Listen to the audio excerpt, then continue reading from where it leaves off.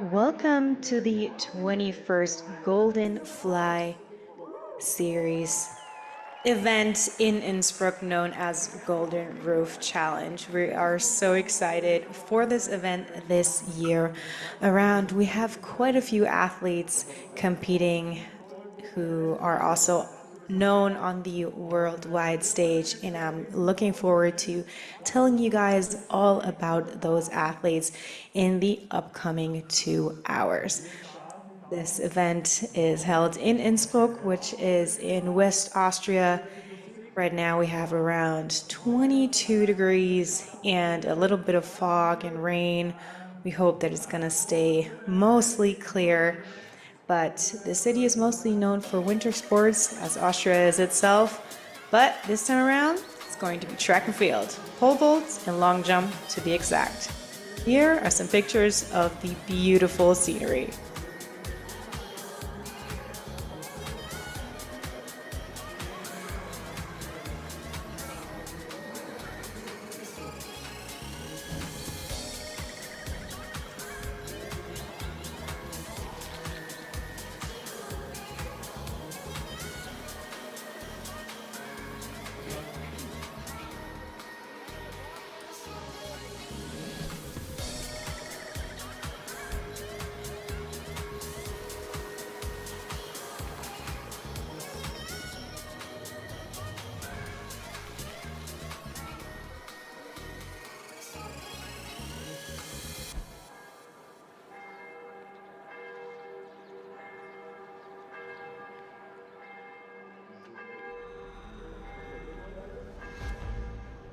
Right in the center of Innsbruck, premium athletes are competing here in pole vault and long jump.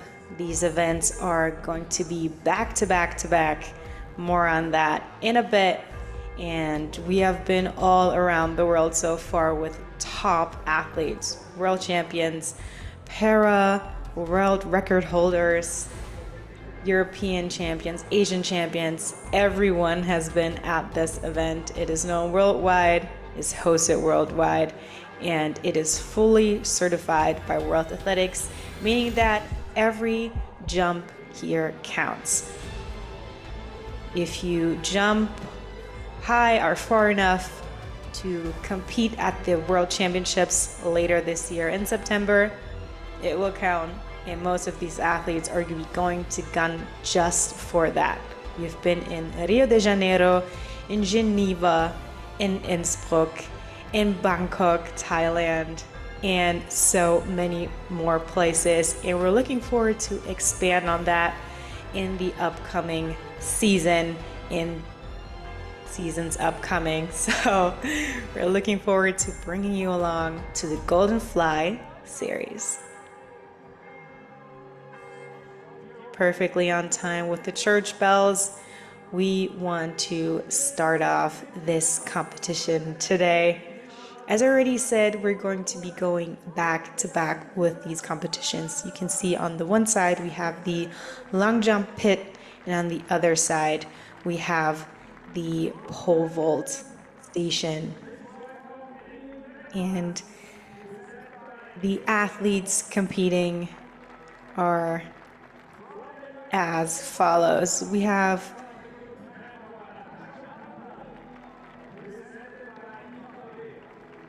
the pole vaulter women first that we want to talk about. Eliana Lampela from Finland, Xunye Niu from China, Natasja Campbell from the US, Eliane Weckeman from Belgium, and Saga Anderson from Finland as well. Those are our 5 pole vaulting athletes on the women's competition.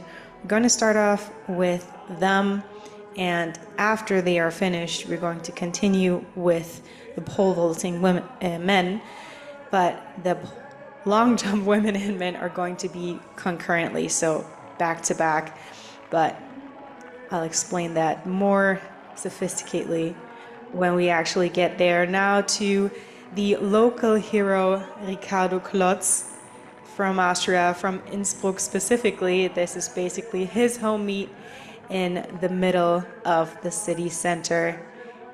He was a U23 finalist at the European Championships.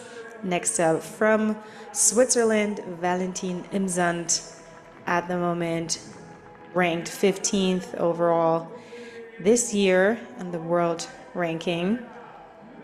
Has also been at multiple European youth championships, and he just jumped a new PR last week. Austin Miller from the United States, world rank 4 this year, had a really good indoor season, just missed out on the World Championships indoors, but he's going to be gunning for World Championships outdoors. And his comrade, also from the States, Zachary Bradford, he is the basically defending Golden Roof champion. Last year, he won this event with 582.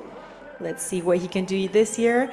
But this time around, Piotr Lisek is here as well, the 6-meter guy. He is one of the very few on this planet who's ever done it.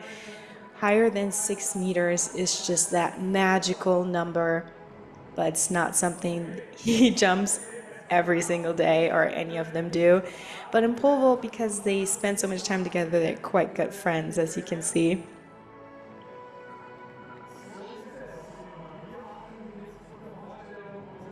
But we don't only have the pole vaults up for debate today, but also the long jump, which is quite exciting because you get the best of both worlds. You get to see two events that can be really implemented into a city center, and we want to show off those athletes as well.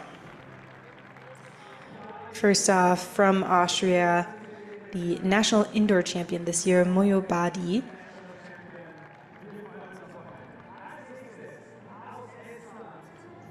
And next up from Estonia, we have the heptathlete Lisa Maria Lasti.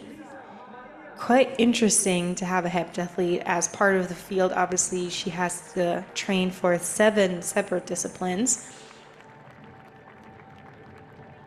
But every once in a while, these athletes also compete in just one event to see how they do.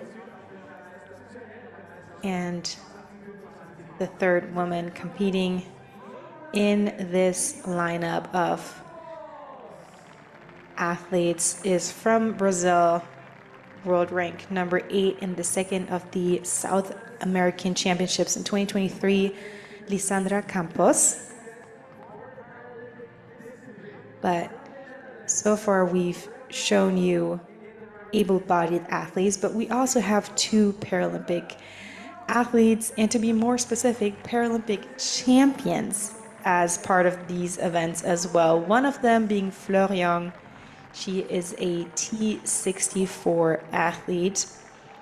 As you can see, she uses 2 prosthetic legs, and she is none other than the Paralympic champion in long jump and the 100 meters from Paris 2024, and also holds the world record in the long jump. So everyone else is going to be looking at her today. Quite the interesting character and a phenomenal athlete.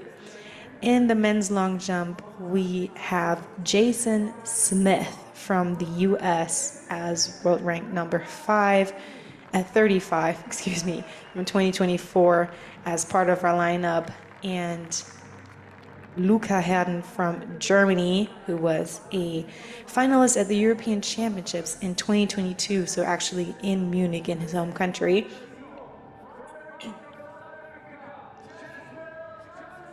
And next up, from South Africa, the African champion from last year, doing the Ronaldo stance, but we won't be needing any soccer knowledge or abilities today. Oh, he's also wearing the jersey. Well. Cheswell Johnson. He's been to the Olympic Games twice over, so a known face in the scene, and his neighbor, basically, from Namibia, Chinoa Leonel Kotsi, was second at the African Championships in 2024. They are best buddies, as you can tell. They get along quite well, and it's beautiful to see. And rounding up the field from the able-bodied perspective, from Uruguay, Emiliano Lassa. He's been at the Olympics 3 times, and in 2016 he was in the finals in Rio de Janeiro. So quite interesting as they maneuver next to one another. It's quite small, the actual space next to the mat of the pole vaults. And our second Paralympic champion, as I've already mentioned, we would have from the Netherlands, Joël de Jong.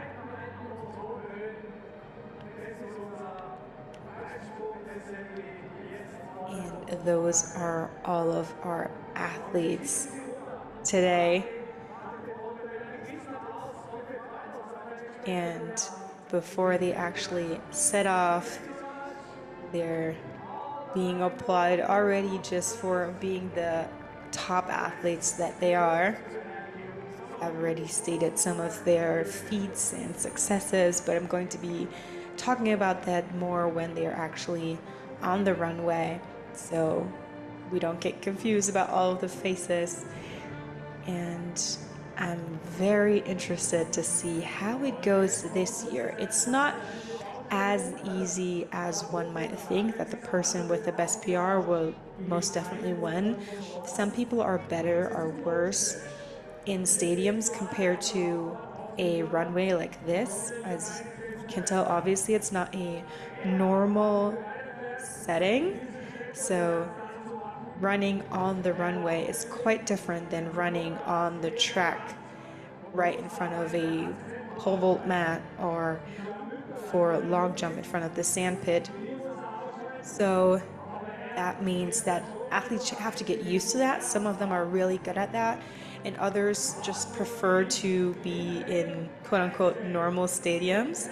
But Austin Miller kind of isn't that guy. He loves being at competitions like these where the crowd is close. You can really like feel the hype, because usually for field events, everyone is further away. So athletes, or some athletes, tend to really enjoy these city events where you have this hype really build and you have all of these positive vibes right next to you, and that pushes them. So Asa Miller is someone who loves to be at this event, and others somewhat similar to it because of that specifically. And I'm really looking forward to see how everyone does this time around. But before we actually start off the competition, we will have the Obi wall set up.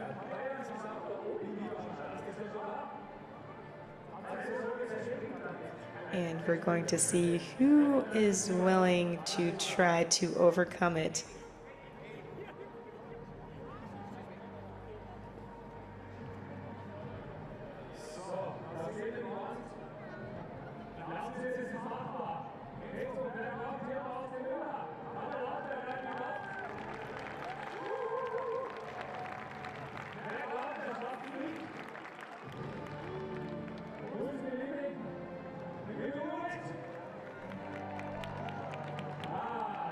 And first he needs to warm up to see if he can get over it, because obviously it's quite different than a usual competition or a usual jump where you don't have this wall in front of you. So even just the sight line is very different, knowing that you're going up against this wall instead of going up against the bar itself. So last time around, him and Matt Ludwig, who isn't here this time around, tried both getting over the Obi wall and a burning bar. So we had a bar set on fire, quite literally. It was very dangerous to even look at. So I'm glad I didn't have to go over it, but most of these athletes here are fearless, to say the very least.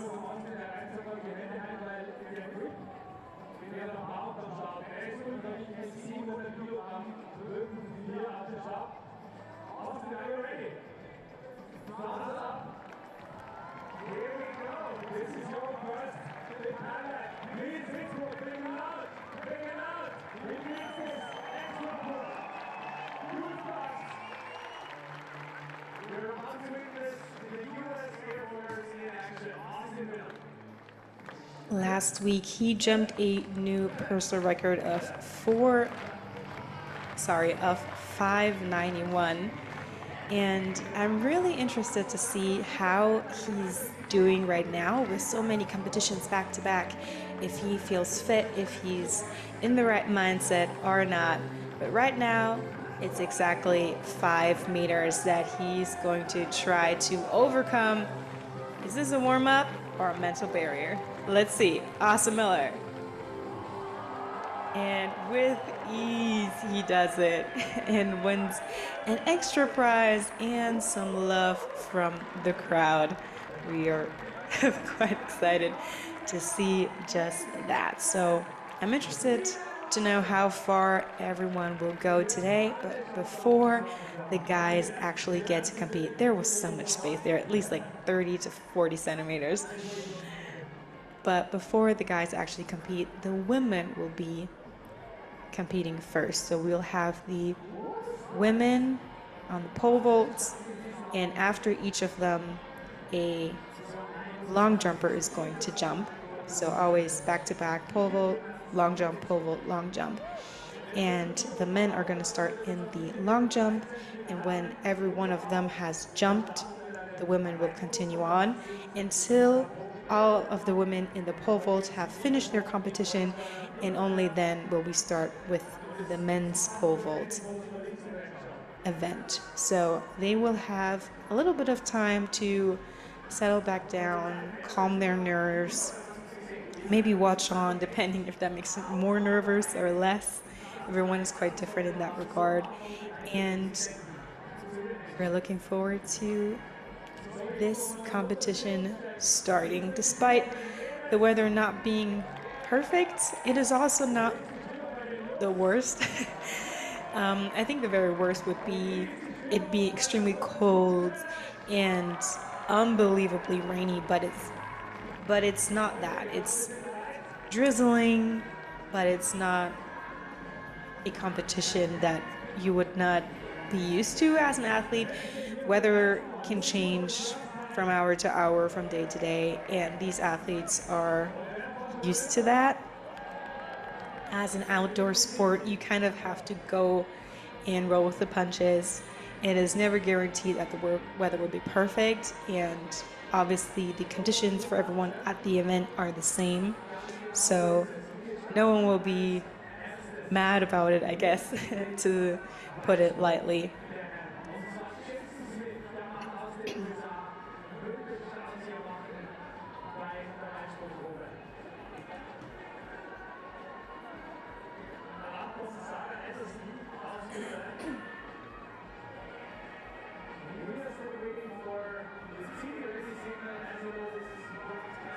What I really like to see is the atmosphere between all of the athletes and how they are so close to one another, not only because they see each other at so many competitions, but also because they're just friends, and it is nice to have a community of people who understand you. And Jason Smith is one of those people who very much so gets it. He's going to start off our competition today, Jason Smith from the United States. And a good run up, a dip before the last step before the actual push off, but it was a red flag, meaning it's not going to count.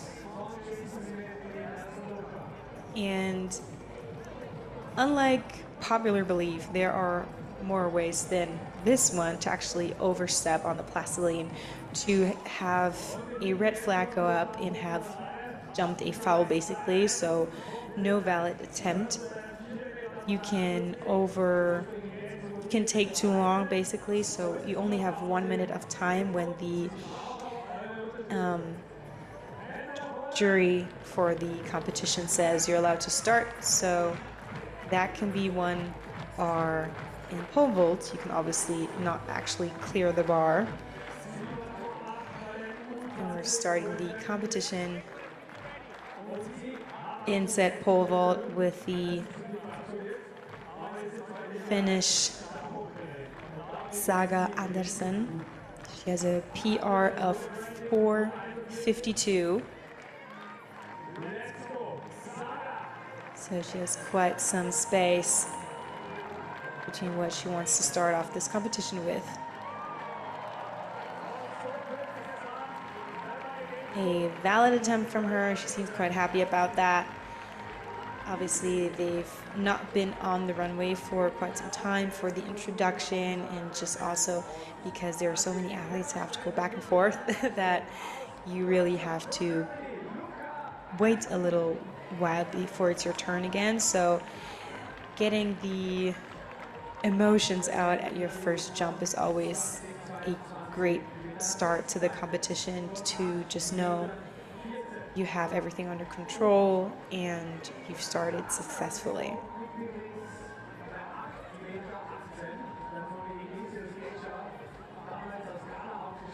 Next up in the men's long jump is the German Luca Herden.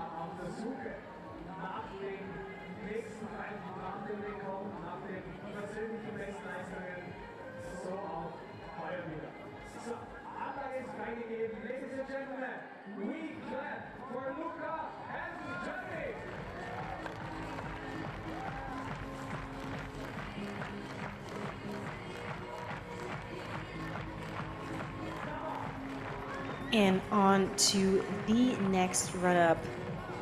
And a really good jump from Luca Herden. His PR is 8:14. And it is our first valid attempt in the men's long jump, which means we'll be able to use our laser line after this.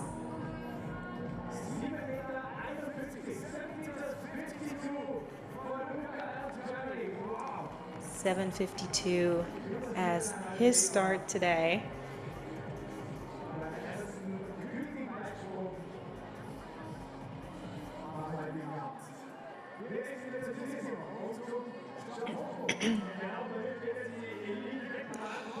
And I'll explain more about the actual laser line when we see it, but basically it just means that we can physically see how far the person who's leading the competition has jumped.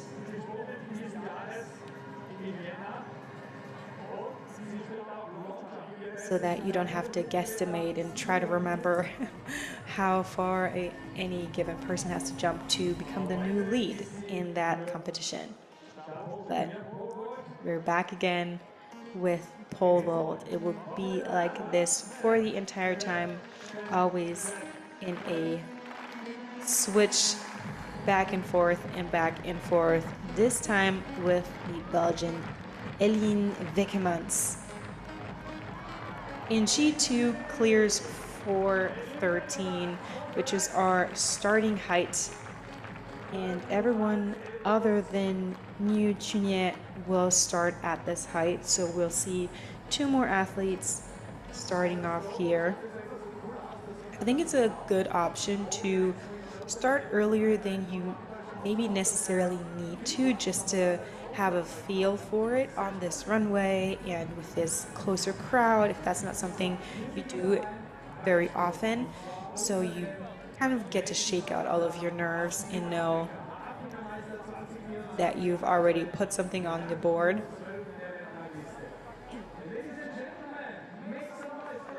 And now on to the African champion from last year, Cheswell Johnson, two-time Olympian with a PR of 8:26.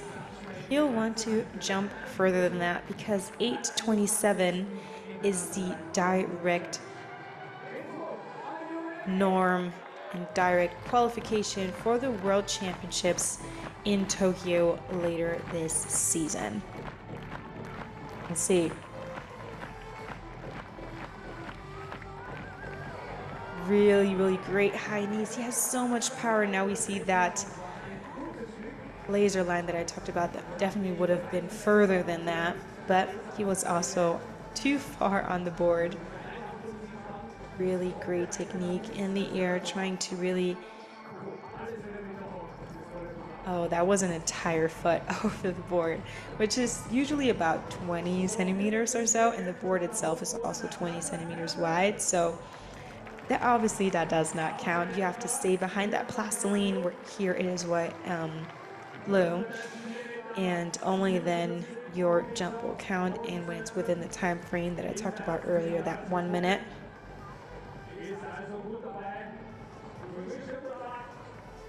But he has 5 more jumps ahead of him. Now when he's up again, he knows he might have to start a little further back because he's faster than he expected. But until then, continue on with the pole vaults, and Natasja Campbell from the United States. Her PR is around 40 centimeters higher than this, so she has jumped this very often in her career. That was quite the odd bend in the pole. I think she didn't really have great control over it, which is also why this jump didn't really work out. She's talking through it with her coach right now. And it bended quite far to the side, making her a little askew. And as you can maybe tell as well, the actual pole or the actual bar can be set further to the back or closer to the front depending on how you roll up in your technique, if you do it really fast or if you do it last. And so athletes get to decide like how close to where they jump off the actual bar will be in the air. And when you see signs of athletes showcasing what they want, that is what that is. And now from Namibia, Chino Kutsi starting off his competition with very high knees, fast arms, and a start around the 750 meter mark for him as well as his first jump. For most of them, this will just be a starting point to see where exactly they jumped off when they actually go full speed, because before the competition, you don't want to use up too much energy. You can see he was about 20 centimeters before the board, so if he would have been perfect on it, it would have been closer to 770. But you don't want to use up too much of your energy before actually doing your 6 jumps, so you might jump a first one or first attempt that's not that perfect, but you'll just take it into account for the rest of your competition, especially here where you know none of the athletes are cut down for a final. So usually if you're in a stadium competition, there will be more than 8 athletes and only 8 athletes get to do the last 3 jumps. But here we only have 6 men jumping in the long jump, so no one will be cut, and therefore they know from the very start, or from the jump you could say, that they'll have 6 jumps, so they can take it a little more casually as their first jump.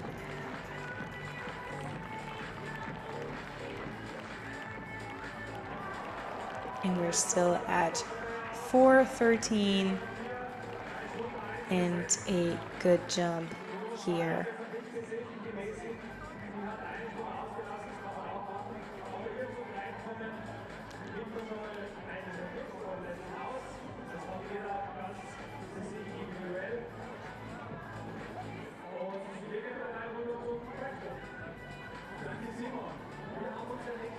And here from the Finn She is actually the athlete with the best PR in this competition, and still she decided to start off at 4:13 despite her PR being 4:70. Elina Lampella.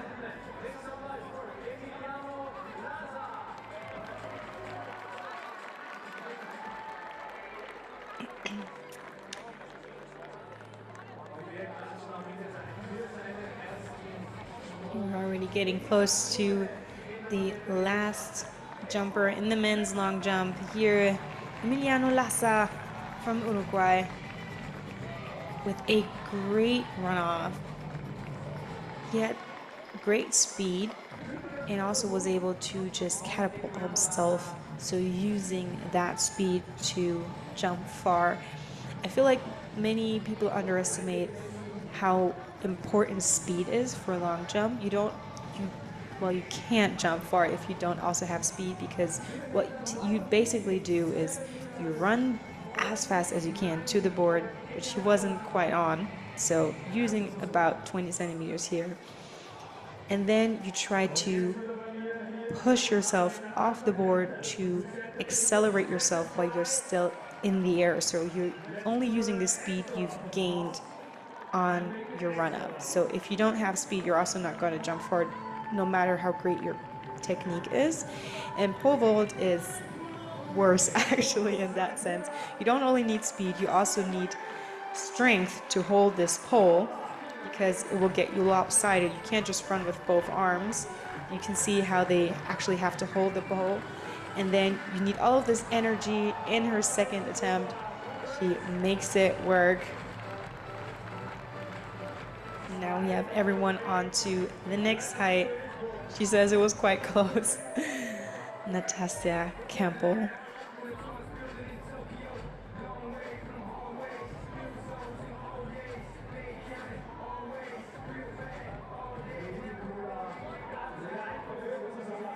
And it was. The bar actually wobbled, but that is not a problem. It is allowed to wobble as much as it wants, as long as it does not fall down. And being here at those cafes or living in one of those apartments with the windows right there is the perfect spot to watch this competition. But everyone has a great view. But back to what I said, you need speed and strength and gymnastic ability for pole vault. It's quite the all-round event in that sense, and therefore also the most technical in track and field. And now on to our first Paralympic athlete here, Joël de Jong, the Paralympic champion.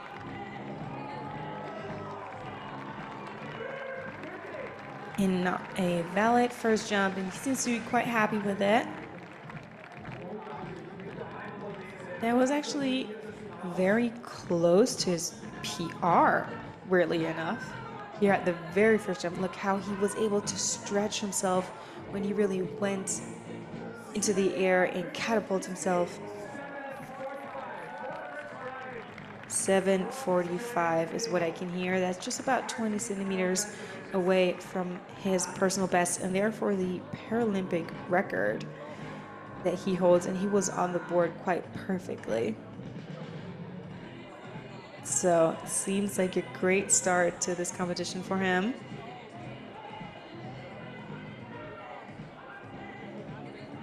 And athletes like to compete in their normal or usual jerseys even when it is colder. It's just part of your routine to have this specific outfit on for your competition. So even though you could stay in your longer clothes, it's not a must to do otherwise.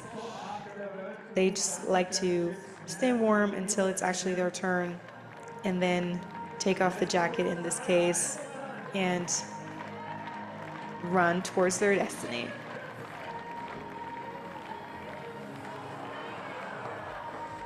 Unfortunately, the new height here wasn't quite manageable for the first attempt, but all athletes get 3 attempts for each height.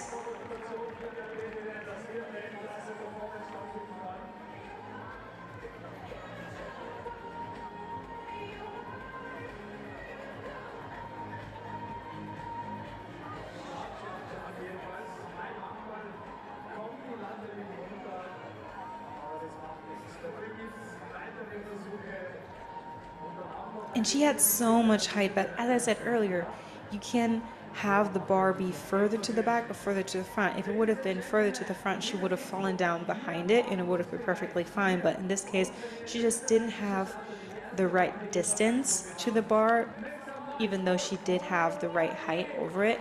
So, as I said earlier, pole vault is a beast. You have to be technically sound all the way around from the very start to the very finish of each attempt. And next up, we're going to start off with the women's long jump with Moyo Badi, the national indoor champion this year in Austria.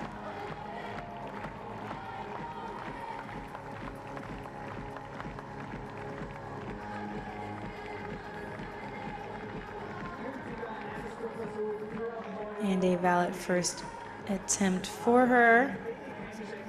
Going to be happy about that, just getting rid of all of the nervous energy and starting at home at such a prestigious event.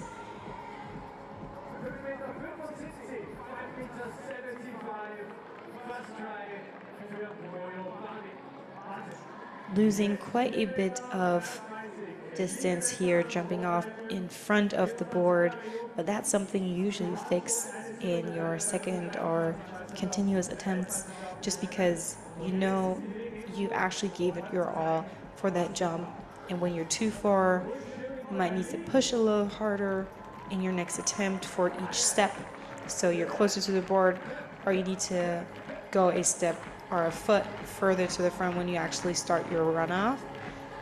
But every athlete does a little differently. Maybe she knows I didn't go full out in this one, and they need to take all of that into account for their upcoming attempts.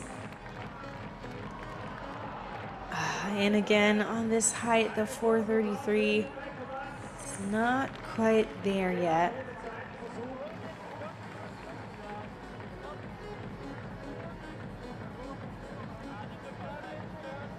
Meaning Wekemans needs to go into the second attempt as well over this height, even though she too had the height. I think it was just not the perfect execution that she would have needed, but she's going to be fixing that. Most athletes actually have someone else film them during their attempts so they can look back at it, and when they do, they know exactly what to do differently for the next time around. Her personal best is above even the next height, so I'm sure Wekemans can make it work. But before that, we're going to the women's long jump with Lisa Marie Lusty from Estonia.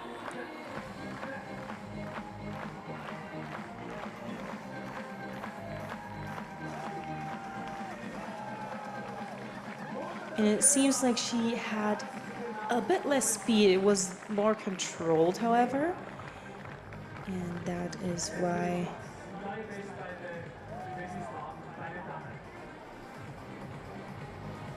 she might just improve upon the furthest jump so far. Great on the board in the first 6-meter jump of the day. And she's starting off with a new personal record, a centimeter further than she's ever jumped in her life. 6:45 was what she came to this competition with, and already she's improved upon that 6:46. As I said earlier, she's a heptathlete, so she doesn't really do long jump competitions all the time. Usually she does heptathons, so all 7 competitions over 2 days. But getting a new PR is obviously quite fun.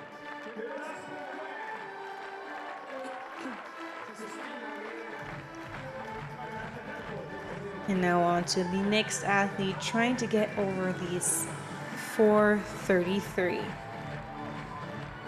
She struggled with the first height. Let's see what she can do here. And again, she needs to go into the second attempt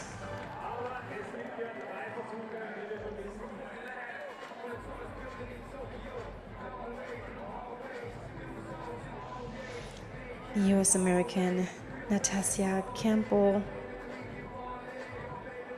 where she's a 6-time All-American and SEC champion. So she has so many competitions under her belt and also just knows how to deal with pressure, going to big events. But competing in a stadium or on a runway in the city center like this are two completely different things. And sometimes it just needs a few jumps to get adjusted to it, even if you've warmed up there.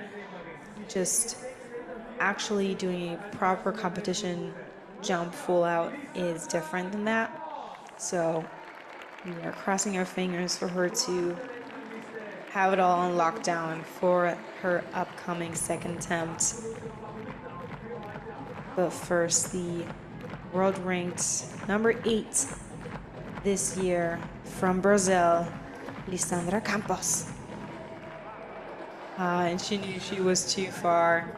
She already had her foot in front of the board, so it didn't really make sense to even do the full out jump because she knew it would have been invalid and not counted anyway.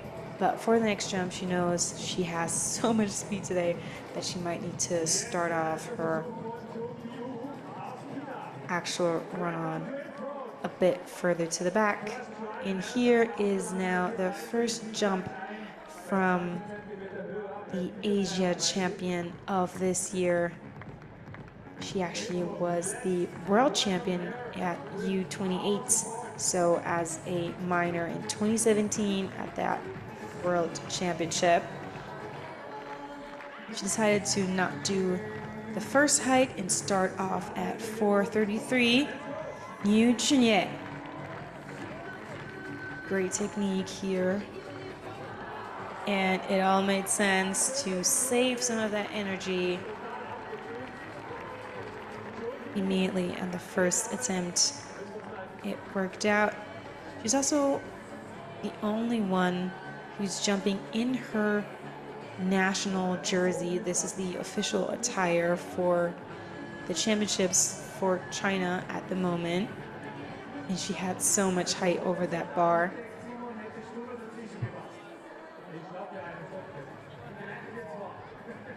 And that just means that the next height would or should be easy for her as well. We're going to be adding on another 20 centimeters, if I'm not mistaken. Let me look at our lists right here. Nope, 10 centimeters next. So next for the women will be 443. From 20 centimeters jumps to 10 centimeter jumps after this height. But long jumpers don't have to think about any of that. They get to jump as far as they decide, in quotation marks. And our Dutch Paralympic record holder, Fleur Young, up next. You can see her run style is quite different because she has to balance on her prosthetics. So she shifts her weight from side to side way more than somebody without prosthetics would. But she's also the 100-meter Paralympic champion from Paris, so she's fast. She is the fastest in the T64 category anywhere on planet Earth, but she lost about 35 centimeters on this jump, just not being on the board.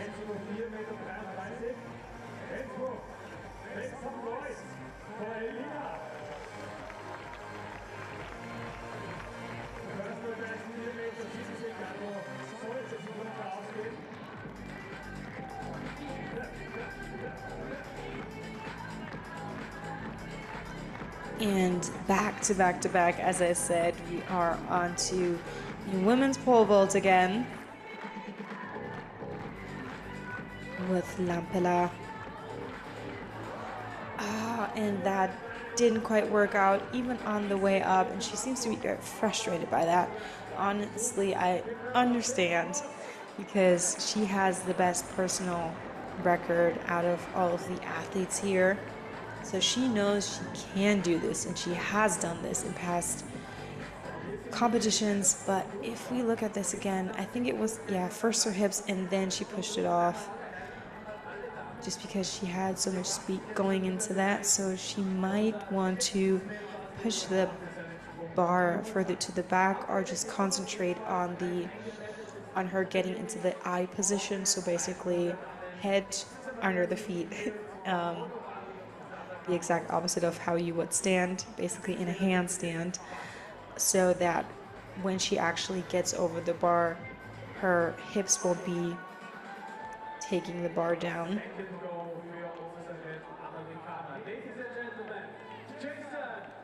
But she'll have a few minutes to collect herself and think through what exactly she wants to be doing, just as Jason has ever since he's jumped his first attempt. Fortunately, that didn't count. It was over placidly, and let's see what you can do for the second time around. And he needs to get out of the sandpit, and then he gets his white flag. He was already waiting if he would get a white flag or not while he was still standing in the sandpit, but that's not how it works. The attempt is only final when you get out of the sandpit, so technically you could still get a foul when, not that this is common, but technically that could happen when you walk all the way back towards the board and get out of the sandpit at the front and not at the back. That will be a foul. And also at that moment, well, it only counts until after if you've gotten out of the sandpit, because they need to know where you left the mark in the sand. And technically, if you fell over, let's say, then the mark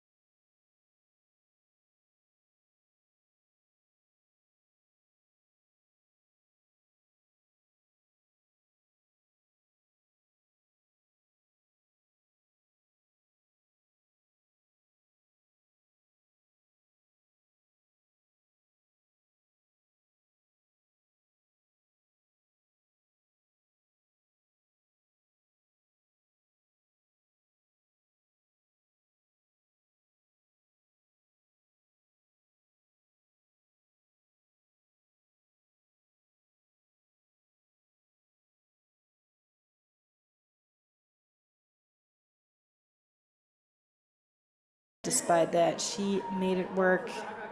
Saga Anderson from Finland. She's already been at 2 world championships. Oh, she made that work. And the very last inch, really. I was saying she was already at 2 world championships, both in 2022, which was pushed back because of COVID-19, and 2023. And in 2025, she obviously would like to go again. But for the women's pole vault, you need to jump 473 to get the direct qualifier. The long jump, it's 827 for the men. And this wasn't quite that far for Luca Helden from Germany just yet.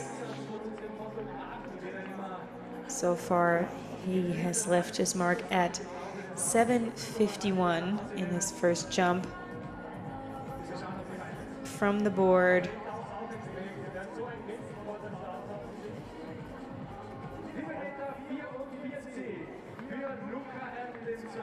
And this one wasn't further, so he's staying at second place behind Jason Smith for the moment. And we're back to the women's pole vault with Eline Wikemans from Belgium with a personal record of 4:55. So this 4:33 is something she's more than capable of. Finalist at the European Indoor Championships this year, national record holder. She knows how to compete under pressure and just let out a little smile there.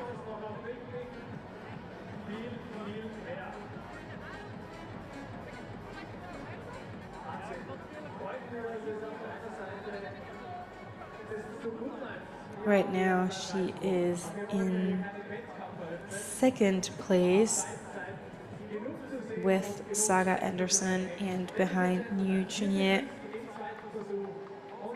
who hasn't had any faults or invalid attempts so far.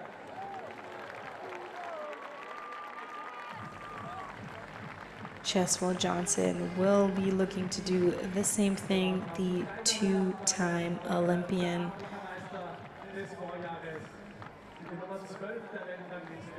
And he's 12th in the world rank list. His first attempt didn't quite count. His entire foot was over the board. More likely than not, he was starting off further to the back right now. He wants his own special rhythm. A little bit of spice. Though it has not been adopted unfairly, I would say. But still a great jump and over the laser line, meaning he is now the lead athlete. Such a great visual representation, and he has this great technique of like the moving legs mid-air. There are different techniques like compared to this running style. Oh no, that actually wasn't a valid attempt. Oh, that is so unfortunate. He seems so happy about it. But we'll get back to that in a few minutes. But what I was saying, there's this running style in the long jump to really like further yourself in the air, or also just the hang jump, which is something that most people actually learn in school, so that's the more common one. Also, the running style you can only do when you're in the air long enough, so that might be the reason for that. But everyone has their own preference. It also depends on how, not all of these athletes are athletic, it doesn't depend on how athletic you are, but how flexible you are. And how fast you're able to snap your legs to the front. So it might just be easier to do the running style compared to the hang style when you're less flexible. So a lot of things and variables go into what technique you do, but in pole vault, there's only one technique really. Full speed ahead and then perfectly into the eye position.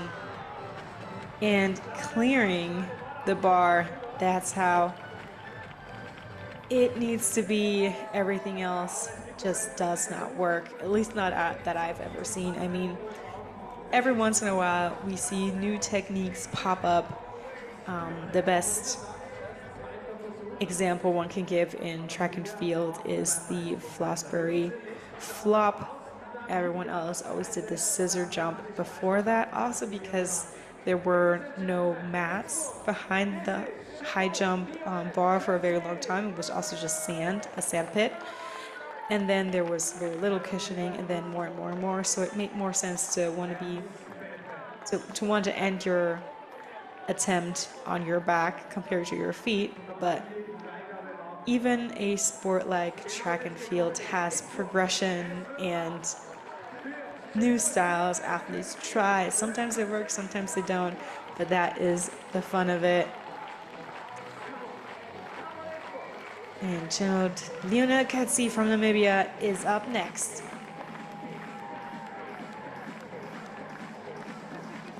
He seems to be a little annoyed at how it's going so far. His last few days, other than yesterday, he spent in Munich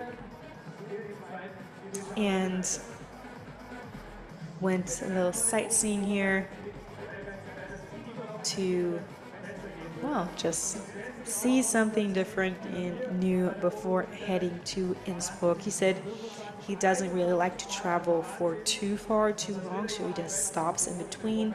So those two are variables that these athletes have to really think about. How they manage jet lag, how they manage being in a train cart or in a car or on a plane for too long, for too far, too short before a competition, because you really want to be able to shake out your legs and not feel groggy when you actually want to compete at your best. So goes there's a lot that goes into it. Also, when you're in a different country, there's different food there that you might not be used to, that you might not like, that you don't want to upset your stomach with if it's something you're trying for the first time. A story that comes to mind here is Usain Bolt back in Beijing 2008. At those Olympics, he didn't want to, if I remember correctly, he basically only ate McDonald's during that time because that's the only thing that he knew his wouldn't upset his stomach. So funny story, not the healthiest, most likely not what Elina Lampella has done in the last couple of days. But sometimes you really have to think about the details like that. And now Lampella has dropped down to fourth position, even though she has the best PR of all. She's not gotten over the 4:33 just yet, but she has a third attempt left that she will be hoping to make count. Otherwise, that will be the end of the vote for her today. As I said earlier, just because you have the best PR doesn't necessarily mean that you will dominate the competition. It all depends. Same goes for him. He has the best PR in the men's long jump. And that seemed like a solid start for him from Uruguay, for Emiliano Lassa, three-time Olympian, but not further than the laser line. Meaning Jason Smith will continue to be in the lead, and this is probably why losing a full 20 centimeters in front of the board in 7:52 is what he can manage, pushing Luca Haddon down into third and him into second.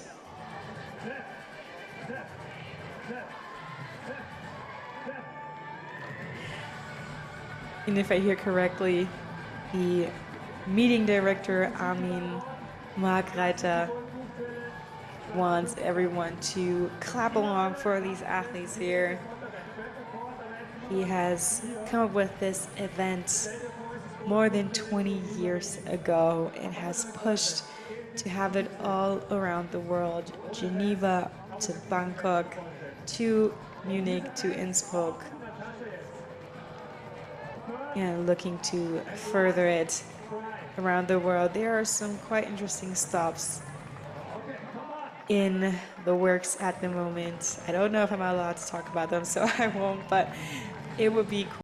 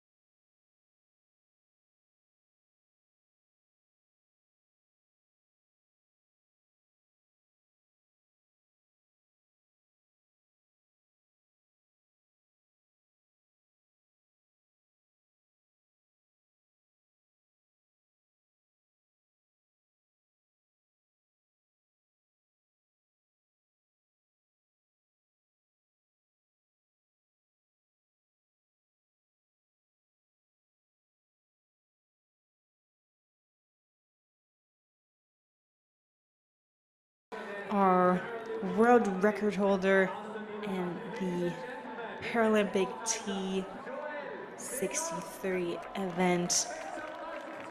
He has had a great first jump of 7:45.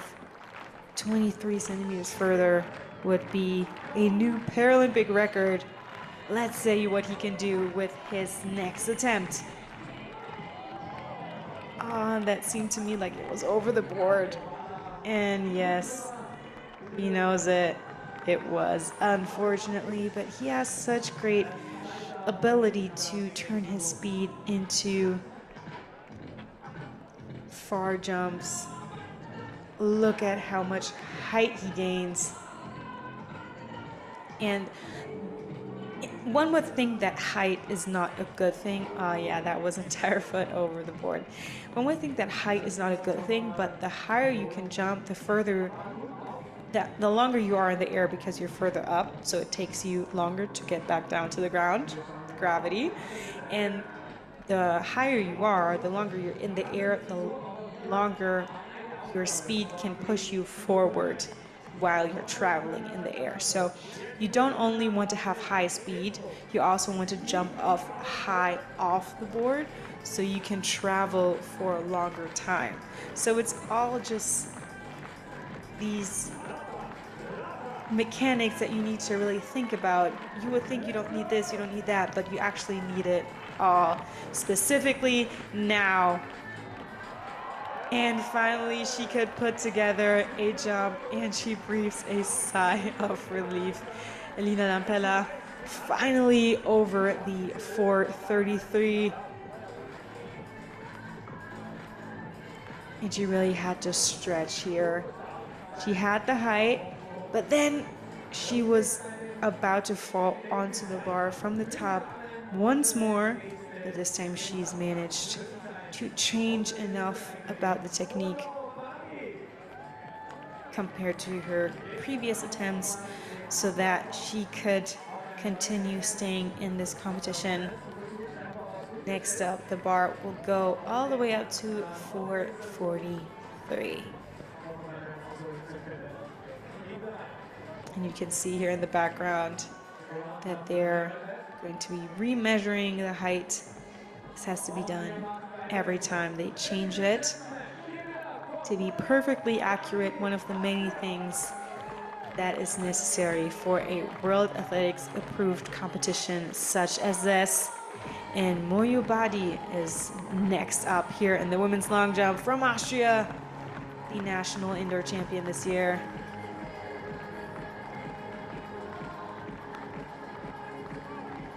And white flag means it is a valid attempt.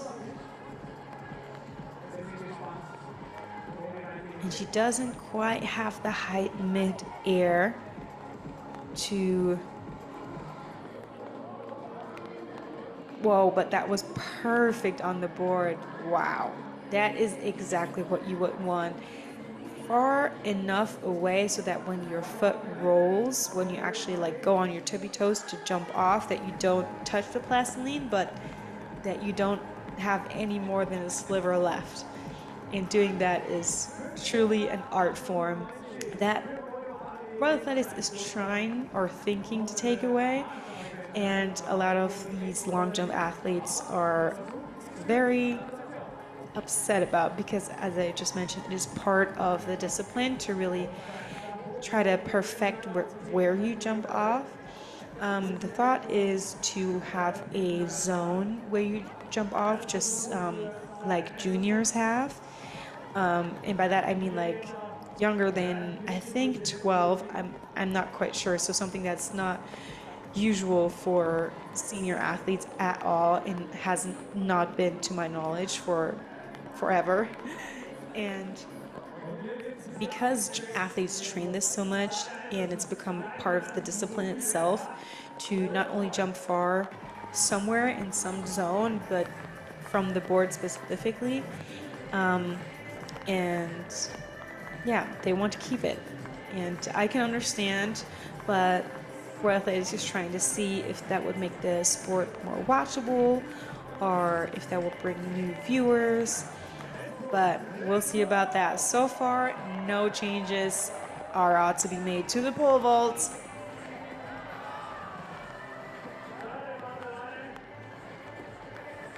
Unfortunately, that didn't quite work out in this event. She's trying to keep her composure despite the rain starting.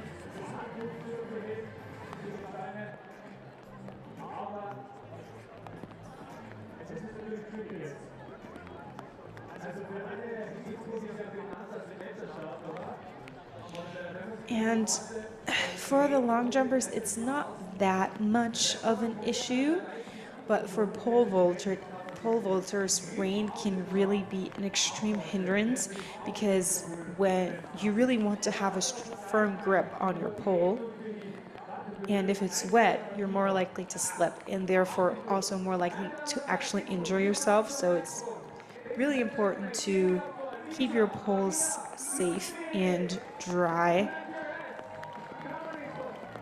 But Lisa Maria Lusti from Estonia up next. Here in the rain, but a foul from her.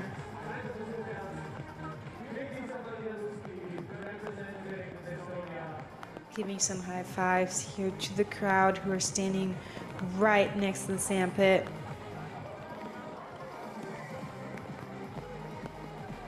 And that was quite close, and that is so unfortunate when it's just that little, but even that counts. And now the rain is starting to pour down heavier, but all athletes and fans here have come prepared.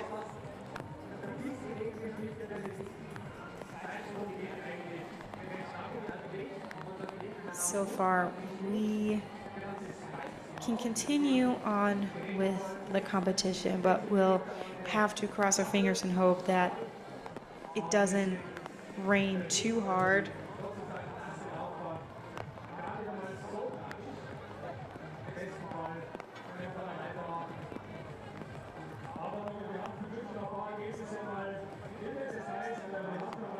But we're only going to continue on with the long jump.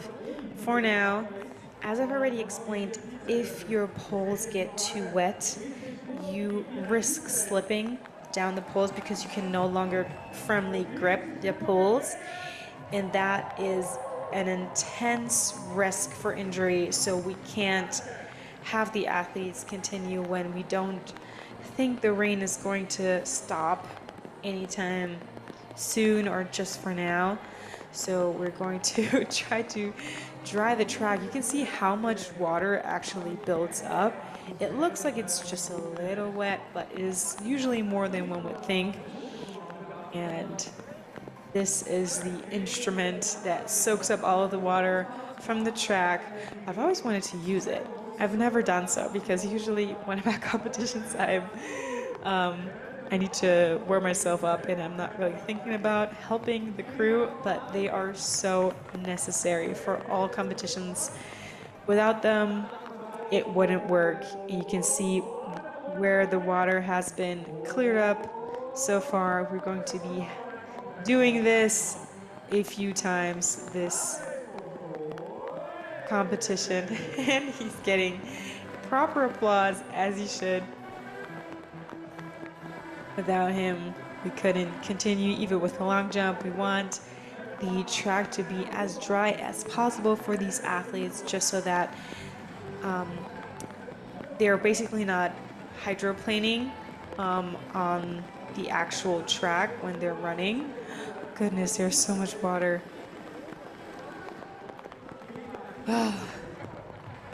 This is so unfortunate, but we can't control the weather.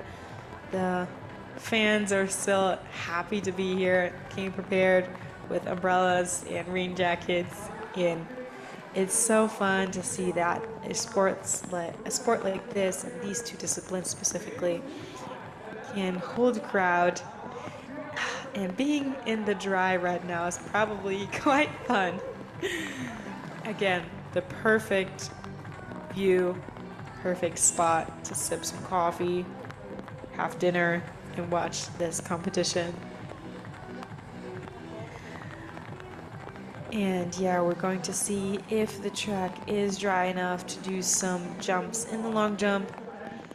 I think the athletes would also prefer to jump even when it is a bit wet, because otherwise if you stop the competition and you wait, you get cold and you would have to re-warm up some way somehow. And usually after a longer break, especially when it's not a mostly technical discipline like pole vault, but a speed discipline such as long jump, you won't jump as far, so it is, yeah, athletes will be biased depending on like who likes to do what, but many would like to just quote unquote get it over with and jump in the rain to finish their competition up, because usually you don't jump any better if you've waited for a long time. The pole vault is the exception because, again, it is actually a hazard and it's dangerous to jump while it's raining. So that is why we don't only not recommend doing that, but we wouldn't allow them to do it, just to, yeah, save them on injuring themselves. That's not something they want. That's not something we want. There have been so many great competitions we've done over the years, and we want to continue to be a event where athletes know that we don't only care about the fans, but we also care about their well-being.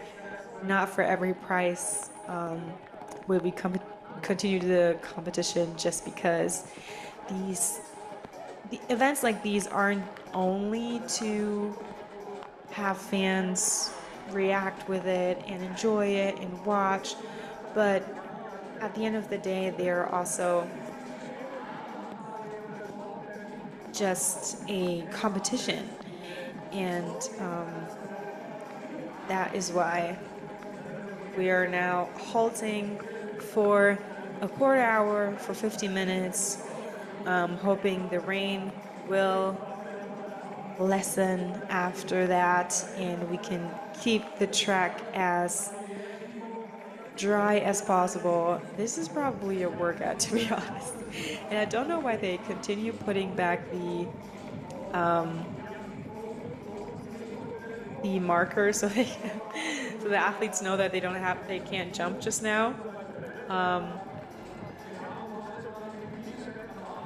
Because I think it's quite obvious. But the weather radar says that the rain is supposed to only last for up to 10, maybe 15 minutes. So that is why, instead of risking injuring anyone, and a quarter hour isn't that long of a wait, we will just wait it out and afterwards continue. So if you're watching along live, right now would be the perfect moment to grab a drink from your fridge, to prepare a quick snack, to go to the toilet, to call someone else, to tell them to watch as well. We're going to be picking up the competition at 7:30 p.m. Eastern European Time. Sorry, Central European Time. Doing some photos, a photo op for Martin.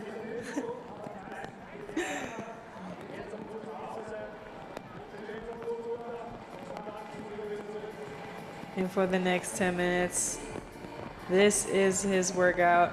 Oh no, he's sharing already. What a bummer. Doing all the photos and then changing hands.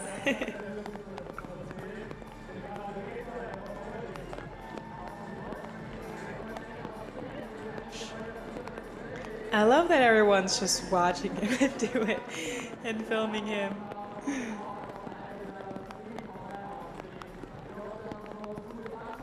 You know, there has to be some fun involved.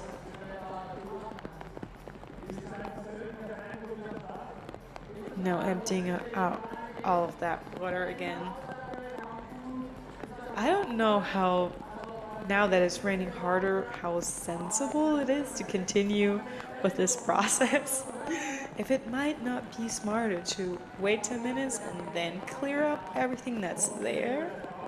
But again, I've never done this myself, to be quite fair. I've only watched others do it. That might not really be the fairest thing to then talk about, but that's just the opinion I have. And commentators tend to talk a lot and have opinions on everything. Maybe I'm wrong. Let me know. For now, the crowd has decided to stay, especially as so many people have come with the right equipment on hand. I'm just hoping that all of the athletes are able to tuck away somewhere where they're safe and sound and most importantly dry. There are tents set up, but I don't know if all of the poles have space in set tents. And the athletes don't only just have one pole with them, they usually have an entire bundle of them with different lengths and different at different levels of hardness, because if your pole is more bendy, you need less energy to be put into it, so less speed and less strength so that it can catapult you up. But then also if it is bendy and is soft to bend, it will also not catapult you as hard. So the harder your pole is, the higher you can jump with it. But then you also need set speed and strength to actually use it to do that. So it's always just this weighing of options. If what are you going to do with, or what pole you're actually going to be ending up using, or if you're going to be using a longer pole, which you also need more strength for because you're carrying this long pole. And you might know this from holding a water bottle at arm's length and doing that for a long time. It will feel heavier and heavier and heavier because the weight isn't close to you, it is far from you, and it's therefore harder to hold. So now imagine that with a 3, 4.5 meter pole.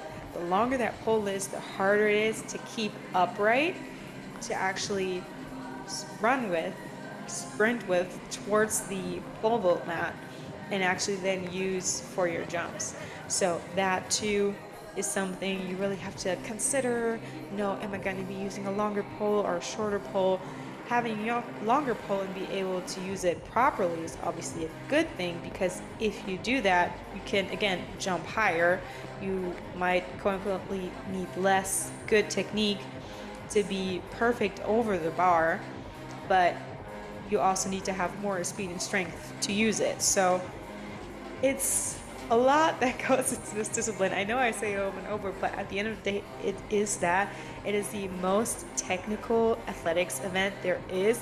I don't think I've ever heard anyone debate that.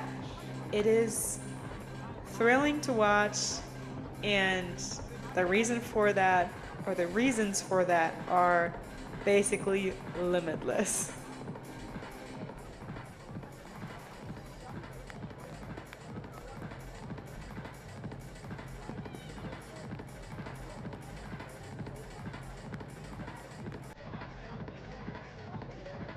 Seems like the rain is getting less for just now. We're hoping for it to stop in 10 minutes, and that's when we're going to continue our competition. As of now, so I'm letting you grab a snack, grab something to drink, and maybe use the restroom. And we'll see each other at 7:30 in 9 minutes.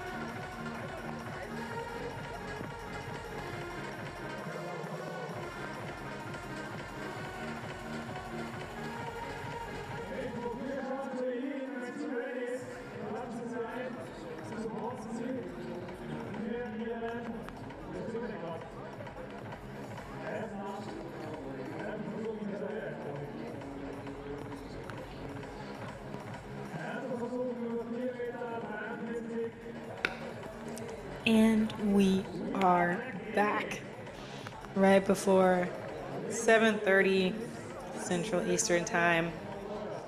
We're exact.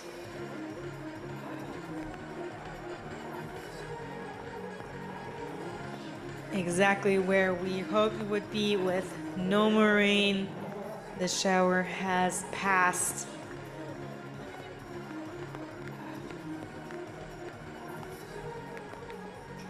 And in the women's pole vault, let's recap for them. Again, still We need to have poles that are dry, so where her hands will go is where she's trying to really see that the poles are dry, stay dry.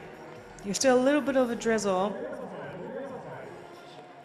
but we want to continue on with this competition now that it is at a safe amount. So far, Saga Anderson has tried for 43. Next up is Eileen Wickemans. And she's going full force at it, starting this competition again, but needing to redirect within the 1 minute that she has. She can start as often as she pleases. She didn't quite feel comfortable with how dry or wet her pole was. So she's going to re-chalk her hands to really have a firmer grip and dry it off as best as possible. At the moment, we are at a level for this competition that is okay. The problem is, like, we don't know how she stored her poles in the meantime, so they might have been extremely wet or at a wet place or getting wet for a long time, and getting the tape to a level where she feels comfortable that she won't hurt herself is quite the task. So she's been granted enough time before she actually starts her 1 minute runoff. She's technically at 58 seconds, but before she does that, she wants to really know that her poles are dry enough, and obviously we've stopped the competition, so it is fair enough to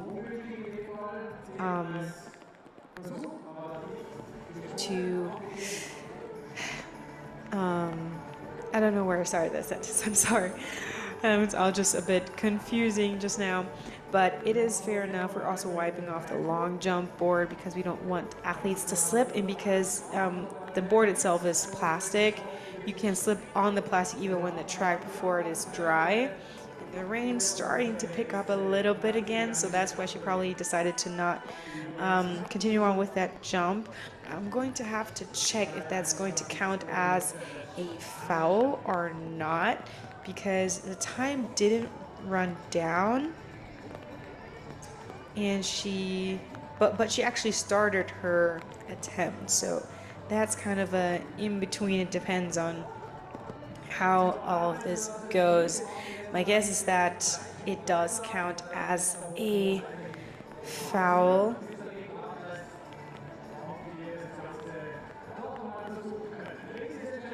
I'm checking with everyone else, but we're continuing on with the long jump, which should be less of a problem because, as I explained earlier, there is not actually a injury potential for the long jump. And we're starting off with Brazil's Lisandra Campos, and a invalid attempt for her.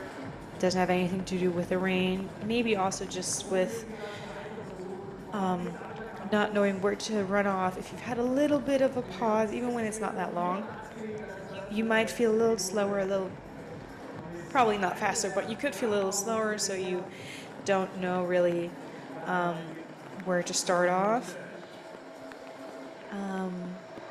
But we can see that there's still a little bit of water under the board, which will get fixed. But I've just gotten confirmation that Wickeman's attempt will count as a foul because she started her attempt when it was still not raining, and she could have jumped, but she hadn't.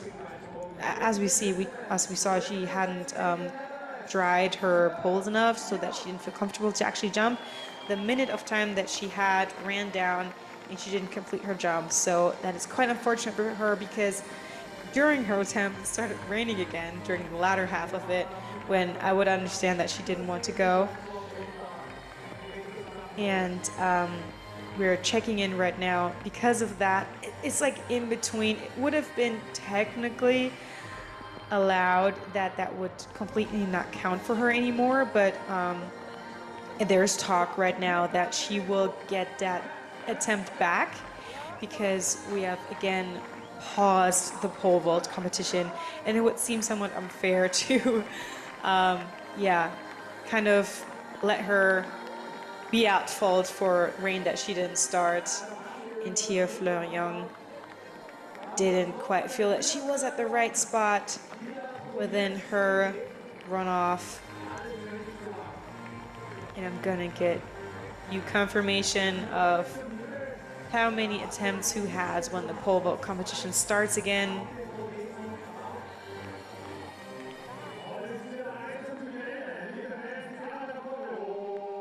And we're drying the track again,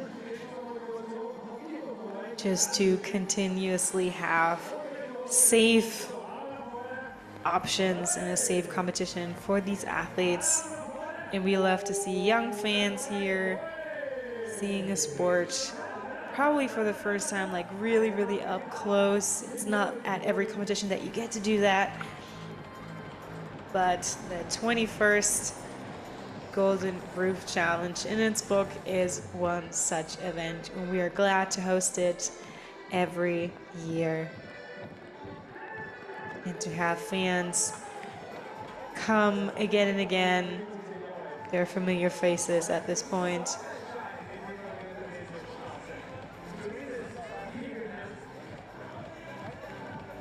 Now we're getting into the third attempt in the men's long jump. As of now, Jason Smith is in the lead.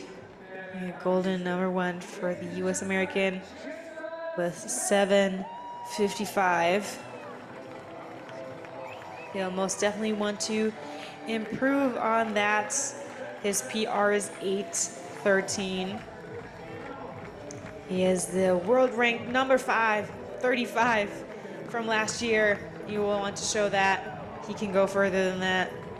And it looked like it might have actually been further despite the break competitions. Always require more than only the physical ability, but also just the mental toll that it takes to be concentrated, to know what you want to do and what you want to focus on. There was quite a bit of space between where he would have wanted to jump off and where he did. Also to know and to remember what you did in the last attempt that you wanted to change, what your strengths are, what the weaknesses are that you might want to keep in mind in that very moment. It is all very hectic in one's brain. You need to be able to pull your focus back together. In this moment, Luca Herden most definitely won't want to be thinking about, oh, it's raining, I don't like when it's raining, my feet are cold, or whatever it might be or not be. You really want to be able to concentrate on what it is that you can control, and the rain most definitely is not one of those things. Otherwise, we already would have decided to have it stop. And he's asking for the board to be cleared of water again, just for his safety, and that he can concentrate during his actually sprint towards the board instead of thinking, is it wet, is it not wet? Totally a legitimate request, which is why we would do it either way, but getting a little reminder, even if it is mostly dry at this point, is great. Now that he's been standing there for a bit, it is his turn, and he wants some fast claps to really get him back into the sprinting mode. And there he goes, really fast. There's so much speed behind him right now. And that looked like such a great attempt. And he's fine, he still had so much speed going that he actually fell from behind the sand pit. It is something that you also need to get used to, that you don't have all of this space behind the sand pit to really just like go back, and he sees it and then he still falls down. but he waved, said he was fine. Oh, that was so close. How could that not count? Ugh. Obviously, he rolls up when you actually continue to jump. You roll up to your tippy toes, so that's when he just scratched it. Oh, and now he does get a white flag after they've reviewed the footage. There was just that tiny sliver left for it to count. Sometimes when you just watch it as a judge, it looks like he might have been across even though he wasn't, which is why nowadays we also have video footage. And he actually has improved on his competition performance.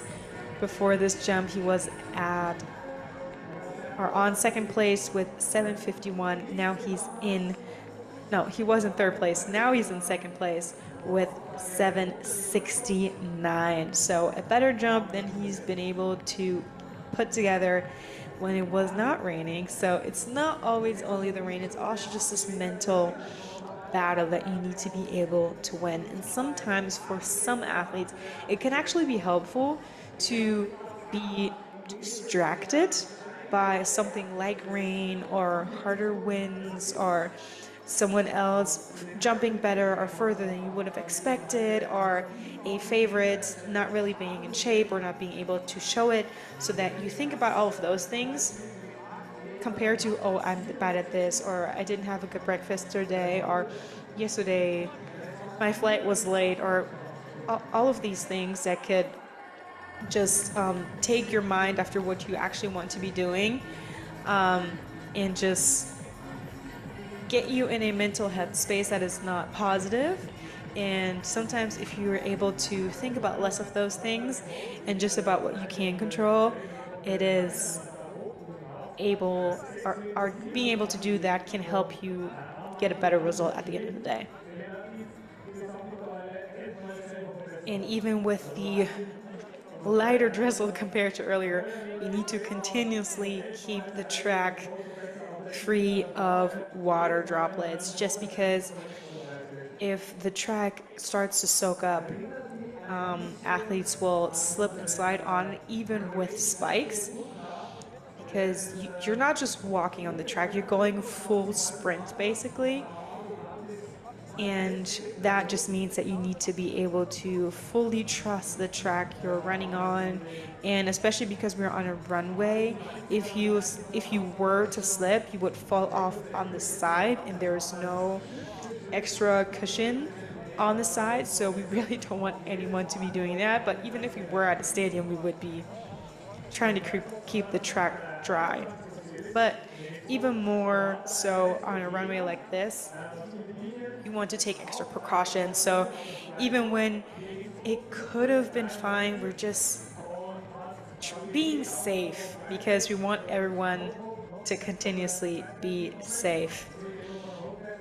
If that wasn't a priority for us, I don't think holding a competition or event like this is a good idea anyway. That is just my personal opinion, but I think everyone and anyone could agree that if you don't care about your athletes, you really shouldn't be holding competitions. And now we're taking the rain cover off the pole vault, which seems to mean that we will starting off the pole vault competition after Cheswell Johnson again, and then it should be Eileen Vickerman's turn again. From what I understand, she will get that attempt back because it was just not really her fault that it started raining during her attempt. And we now paused the pole vault competition again for a while. And Cheswell Johnson will want to get his first actual valid attempt. So far, twice he's been over the board. Can he do it on the third try? Really high knees. He has so much speed, and he's over it again. Oh, goodness me, Cheswell, what are you doing? The Africa champion from South Africa. Two-time Olympian. At the Olympics, this would have been the end of the road with three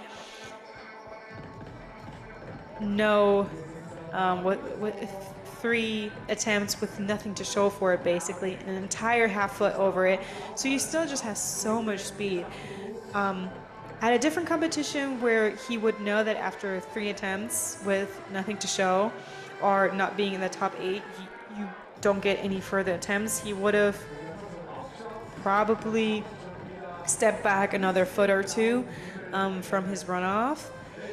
But here he knows he has 6 attempts either way. So he wants to make each one of them really count and get as far as possible. But sometimes that also means that, oh, and the clouds are opening up. We're crossing our fingers, and in German and Austrian we say Daumen drücken, so holding our thumbs for the rain to truly stop so we can continue both the long jump and the pole vault back to back as we usually do it. But yeah, in a usual competition, you only get 3 attempts to get to the top 8. But here, they know they have 6 attempts, and that can be good, or also sometimes make you a little too ambitious. But we're hoping to see something on the board for Cheswell Johnson, the Africa champion. And here is the silver medalist from said Africa championships last year, from Cheno Lionel Katsi. And there he goes.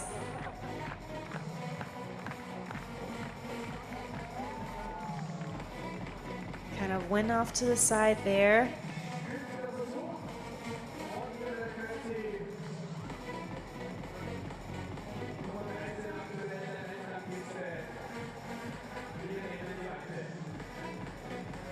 He's not really happy with what he's been able to produce just now.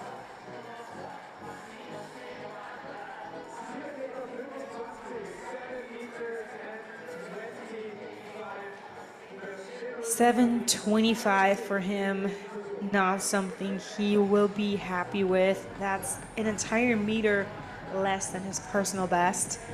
Not that it is the norm to jump a personal best in competition circumstances such as heavy rain or rain in general, and not as warm as he is used to from Namibia. But still, he would want to jump further than 7.25. The wind is pretty still, it's just a slight headwind, but really just very slight, 0.3. And as I've said earlier, Wekemans gets a new attempt because that one didn't really count. There could have been competitions where she wouldn't have gotten it back, but I mean, we also just want these athletes to succeed, and it's just this gray zone where we continued this competition in the pole vault for only her attempt before it started raining again. So it really would have been somewhat mean, a bit Grinch-like, to not give it back to her. And who wants to be like the Grinch? At least at the first third of that movie. Or like Scrooge. I have no clue why I'm talking about winter or Christmas movies just now in the midst of summer, but maybe it just doesn't feel like that looking at the rainy clouds. But it seems like it's clearing up again. It's definitely gotten better from a half hour ago, which is something we're obviously happy about. We want to have a great competition with top-notch results. And now we're on to 4:43 and a resumed pole vault competition for the women. This is her first attempt.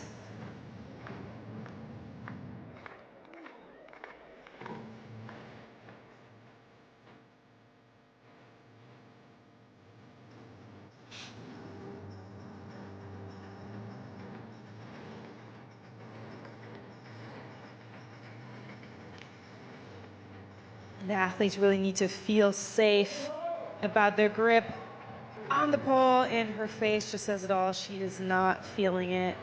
She doesn't feel good about how her poles feel. They feel wet. They don't feel safe.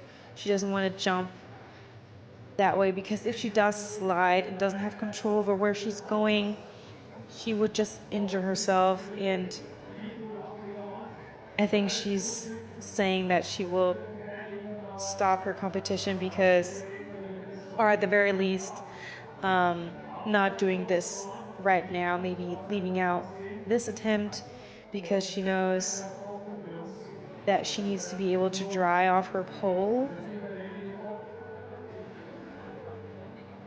But to me, it really seems like she doesn't want to jump at all anymore. Her coach is telling her, look at the sky, it's opening up. Why end your competition? You've already come here. But pole vault is also a mental game. You need to feel secure in what you are doing. And if the one thing you're using in your athletic endeavor, the pole, is working against you because the tape got wet and you're not able to dry it properly within the time allotted to you, I can totally understand her saying, you know what, maybe next week we'll get back to it. Very unfortunate. But again, we don't know where all of the athletes put their poles, how fast they were able to get them back into a bag or back into the tent, if they had anything to wrap it with. Those are things that not all athletes are thinking of. Maybe they're just thinking about where to go themselves so they don't get wet, and then they're like, dang it, my poles are still outside. And until then, it's already too late. And in some climates where it just doesn't rain that much, you might be forgetting about it completely because you've never had a competition where you had to jump in the rain or where you had to jump after it was raining. So there is more to it than it looks like from the outside. But we're back to the world record holder in the men's T63 para event, Joel de Jong from the Netherlands. He had such a great start to his competition. The first jump was so far compared to his personal record, meaning also the world record. But now he hasn't jumped in quite some time. He needs to get back into it. Lost a bit of control in the air. You need to really have your shoulders square to the front, otherwise you will twist and turn in mid-air. And if you're jumping this far with this much speed, that really means you twist quite far. But it actually does count as a valid tip because he jumped from in front of the board and he landed properly in the sand, left the sand pit from the back. All was fine. And unlike in many throwing disciplines, jumpers don't really purposefully make jumps invalid, even though they could, but it's just not really done much. And at the moment, Luca Helden is leading the pack with 7:69 in front of Jason Smith and Emiliano Lassa from the USA and Uruguay, respectively. And Cheswell Johnson still hasn't been able to add himself to this leaderboard.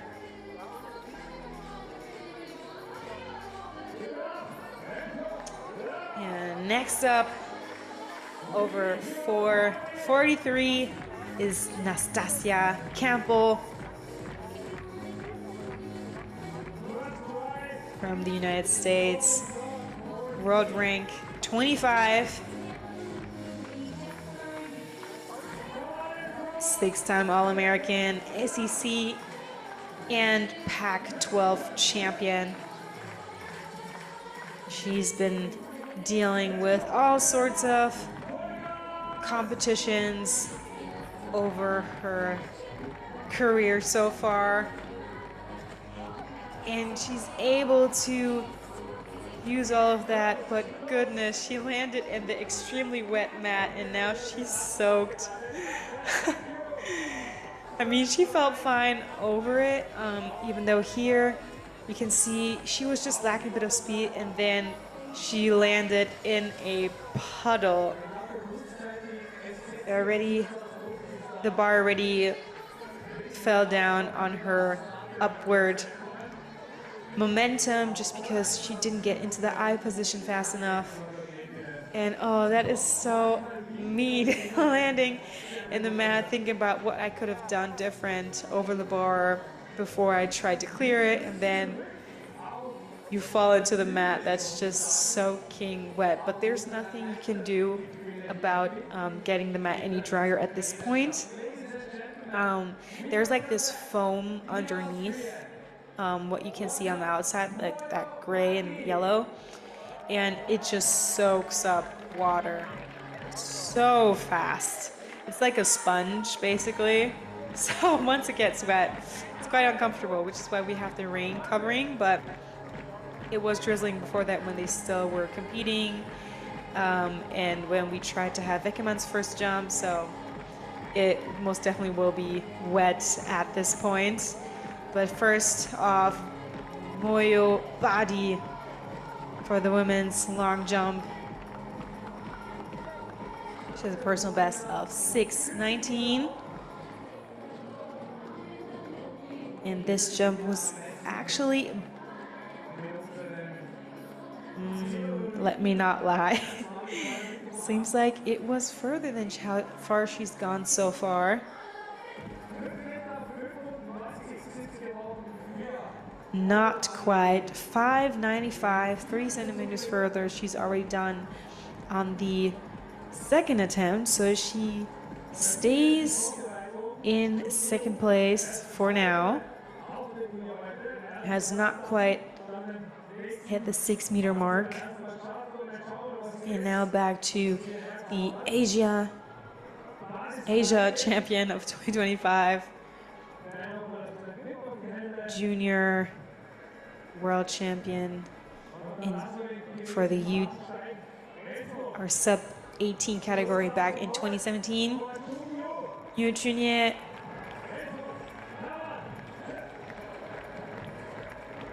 She's only done one attempt so far. She didn't even attempt 4:13. Said, I know I'm capable of the second height without problem. Did 4:33 in the first attempt, and ever since has laid low. And now it's her turn over 4:43. And needing to wait quite a long time between her attempts could kind of rattle her. But we'll see if she has the focus right now. Great speed on the run up, but didn't trust herself to actually go for it. I wouldn't even think that it would be because of a wet pole, but just because she hasn't jumped for so long. All of the other athletes needed multiple attempts to cross 4:33, so when she did it from the very first time, she had to wait quite long until everyone else was done. Then it started to rain and we had a 15-20 minute break. Then we waited even longer, another 10-15 minutes, let's say.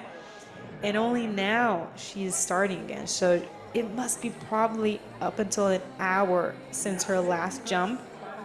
So it would make sense that she would just use this as like a warm-up and then have 2 more proper jumps to get over 4:43.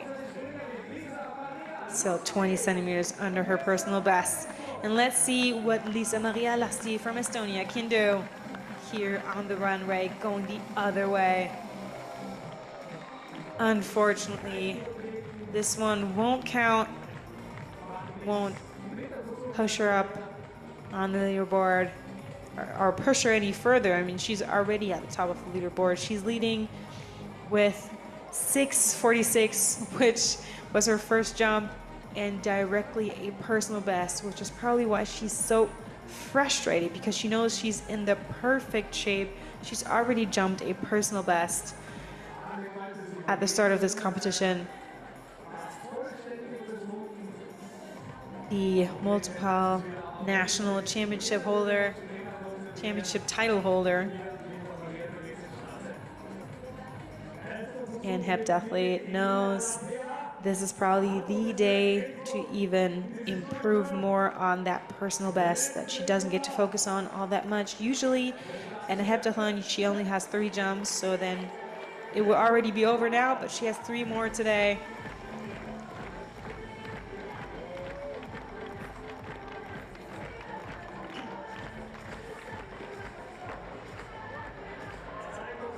And even more athletes getting drenched.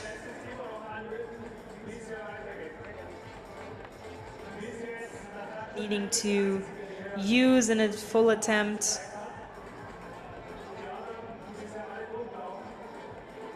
to get back into competition form.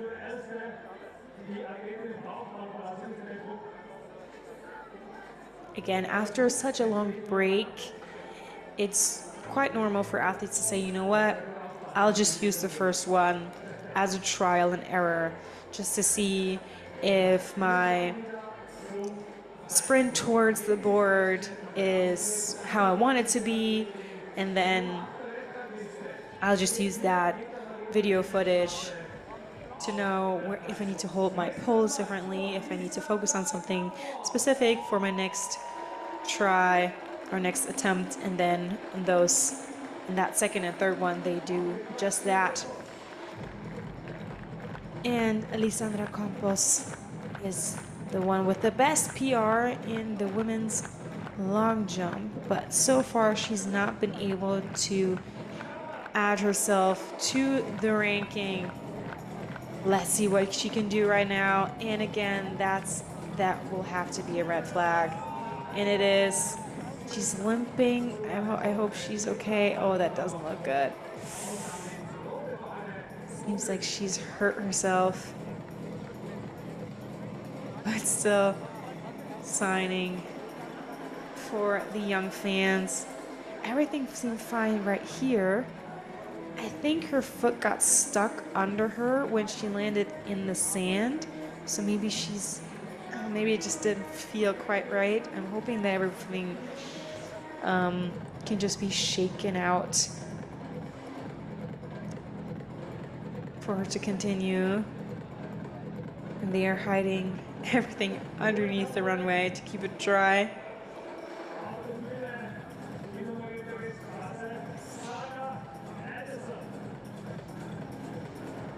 And now we're back to Saga Anderson, who hasn't jumped for the longest time. She was actually the last athlete to jump before the break.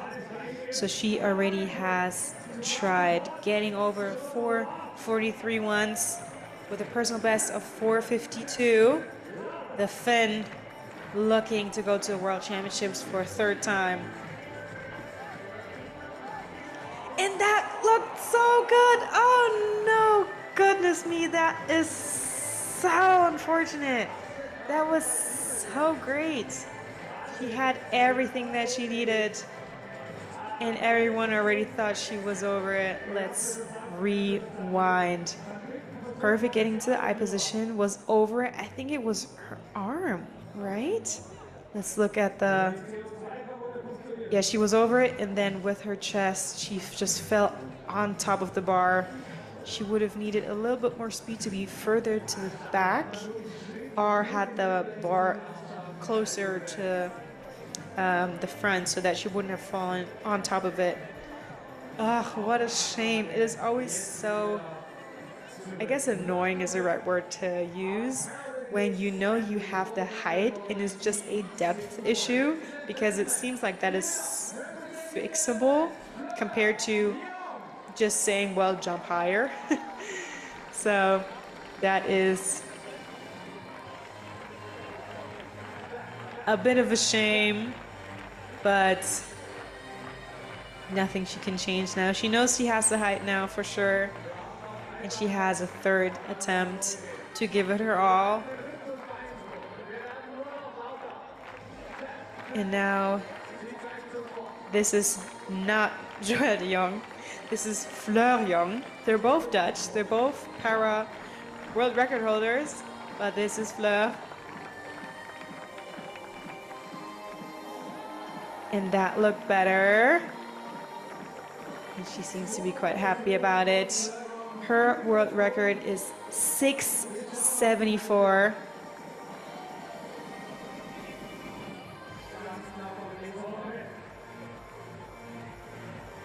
And let's see in my statistics in the background that I have running how far she's gone. 631 for her. So a good attempt, a solid one, especially for the circumstances right now with a long break and the cooler weather, the uncertainty. But she is a pro through and through.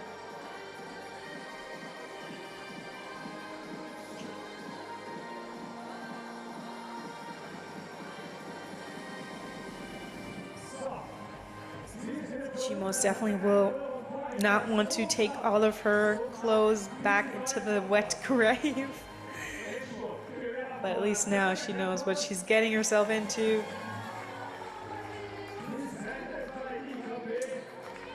Nastasia Campbell from the United States. The goal is 4:43. Her personal best is 4:57. This is a height she's done many a time. And just knowing that in the back of your mind is already helpful. Now, full focus on her speed and going for it. And there's not quite the height that she needed. And that is the end of her competition, unfortunately.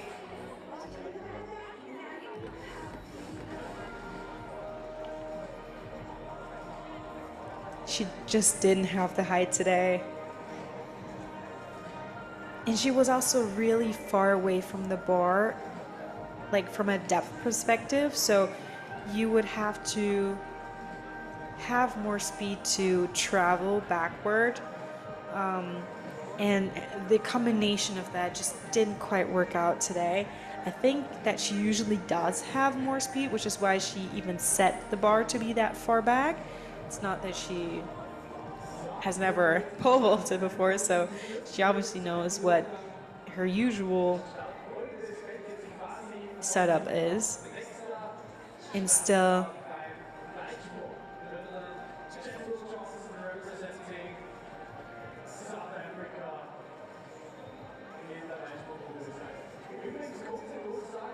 she's going through all of the tidbits.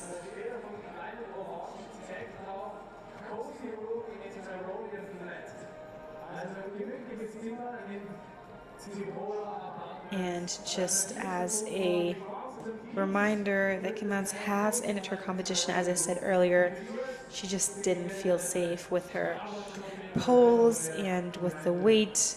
She just didn't want to risk it. So that was the end of her competition when we saw her last. So now there are only 4 more athletes in this competition. And I totally misread my papers. Nastasia Campbell does have a third attempt. That was only her second attempt. I misread that. I am sorry about that. Her competition is not quite done. She has 1 more attempt.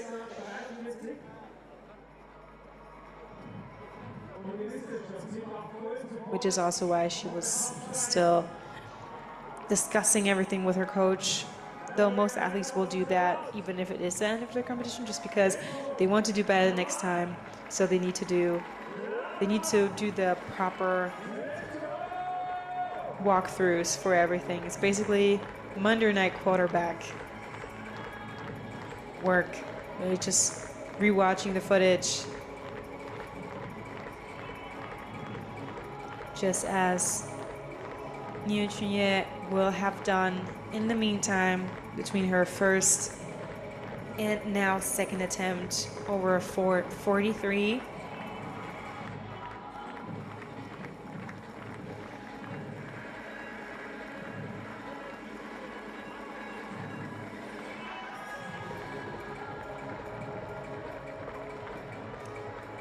And unfortunately, that wasn't quite it, but it looked really good. She had great height, great speed. So let's rewatch the footage here. I think it was her knee going back down that hit the bar. Let's see. Oh, when going up, it already hit the bar, so she would have needed a faster roll up into the eye position, but that is easier said than done. And she will know that as well. And looking forward to her third attempt. Just like Cheswell Johnson is looking forward to his fourth attempt and hopefully, finally, ending up with something to back up him and his training. 3 times he was over the board, too much speed. Earlier he wanted a special double clap. No one was able to accomplish it, so he's settling for the usual claps in hopes that will do. At least, oh, he's already shaking his head. That was another foul. Oh, that is such a bummer. He's just too fast for his own good. He should, on his next attempt, is my logic, just go back an entire foot. Though he's probably already done that. This step was so much larger than it would have needed to be. I think, or I would assume that he felt like he wasn't on the board, so he made the last step longer, and then he was over the board. It's just those tiny things that kind of can alter your end results, and it's just really frustrating for athletes. That's why he was always shaking his head, knowing, darn it, 4 times the same mistake. But pole vaulters don't have that luxury. They only get 3 attempts.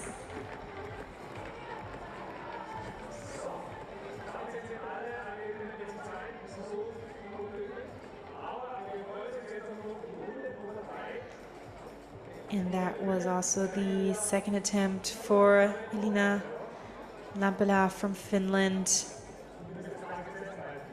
4th at the European Indoor Championships this year and last year. A 2-time Olympian.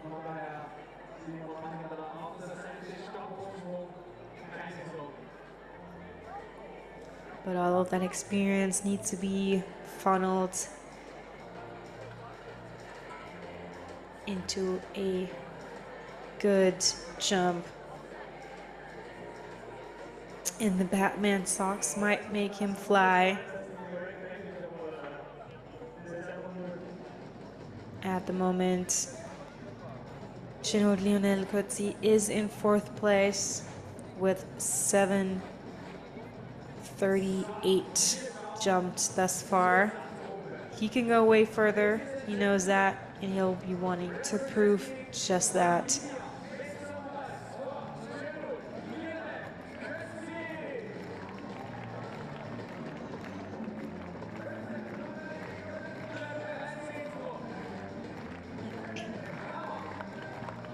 And there he goes, off for his 4th jump of this event, and that looked really good.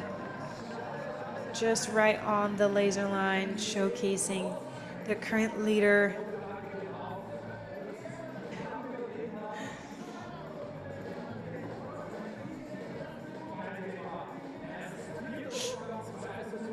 But unfortunately, a red flag for him. First one for him, actually. The first three were valid and fine, but this one was over the board, but ever just so slightly. And it could have put him just up there with the leader, Luca Herden.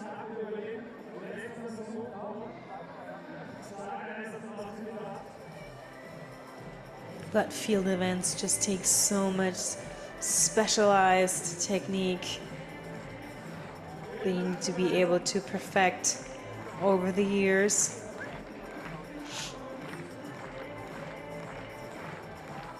And Saga Anderson knows that as well.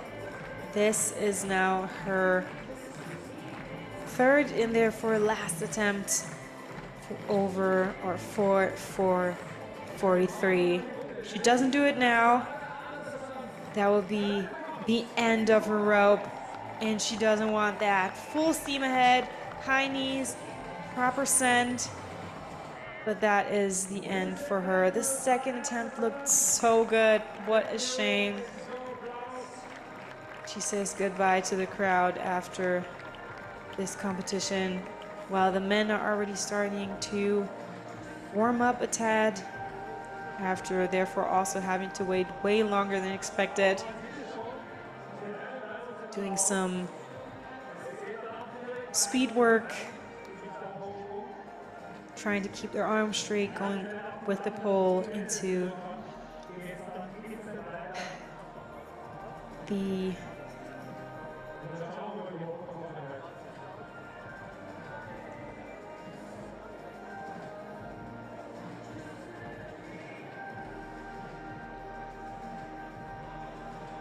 he's changing his mark here.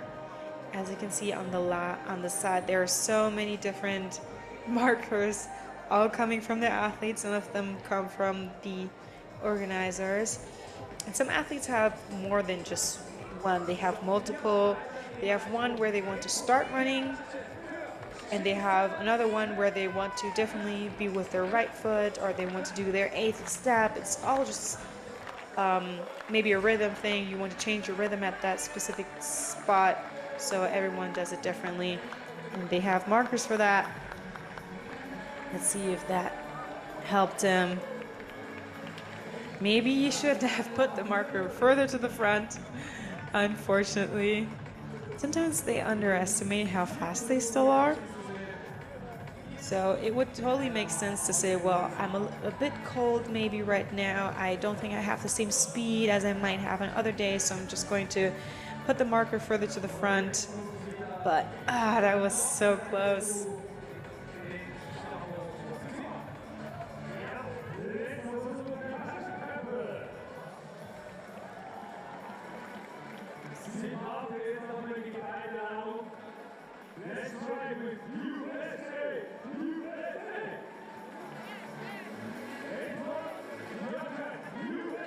And I've just been informed that both Emiliano Lassa and Lisandra Campos are ending their competitions, both of them long jumpers, the ones with the best personal bests coming here to Innsbruck.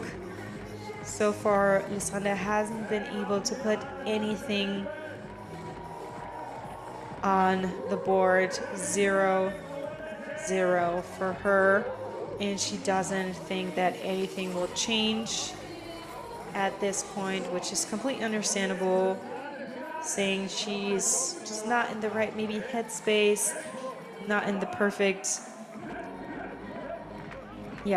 set of circumstances. She's already fouled 3 times. Knows it's not going to get any better. Also, we saw earlier, she looked like she got hurt. And that too is the end of the rope for Nastasia Campbell. 3 attempts ending in a quite wet mat. Though they were all good attempts, none of them were quite high enough for today.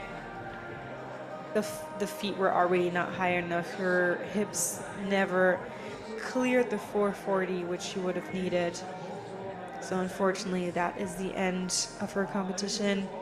And as I already said, Alessandra Campos looked like she got hurt at her last jump, so she doesn't want to continue. She might not even be able to continue. We're wishing her all the best. And Emiliano Lassa, who's currently in third, also is no longer part of this long jump competition. But Luca Helden right here is leading the pack. 7:69 for him so far. And his last jump right after the rain. What can you do now? He's able to gain so much height, but as we can see there in the laser line showing his own best attempt so far. He wasn't able to jump any further than that. The last step looked like he really had to push, so he was even still on the board. And even then, he still lost quite a bit of time or space there that he would have needed.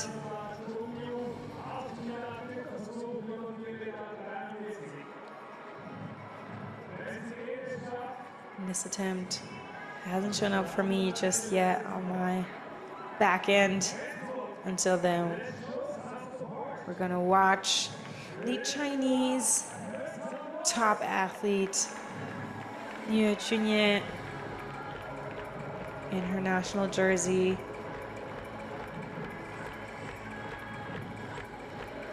Also in her third attempt, so far cleared 433 right out of the gates. Felt really good. Then had an extremely long wait time because everyone else had to go in second and third attempts over that height, and then the rain break.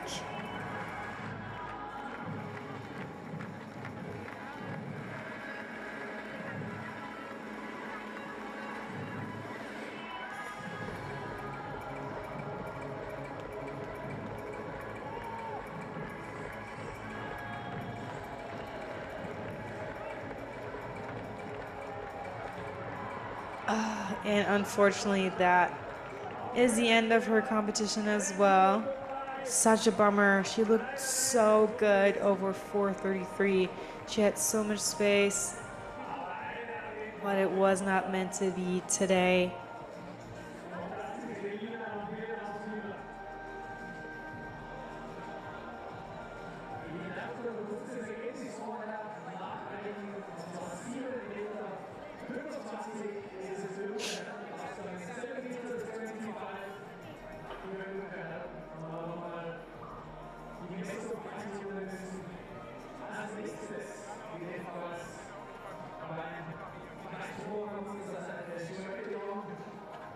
And she is the last one standing. Elina Lampela, the last one in the women's pole vault, who still has a chance to continue on with this competition. As of now, Liu Chunye is leading. She was the only one to clear 433 on the first time of asking. So if Lampela doesn't clear this height next, Liu will win. Before that, we are going over to the Dutchman, the Flying Dutch, Joel de Jong.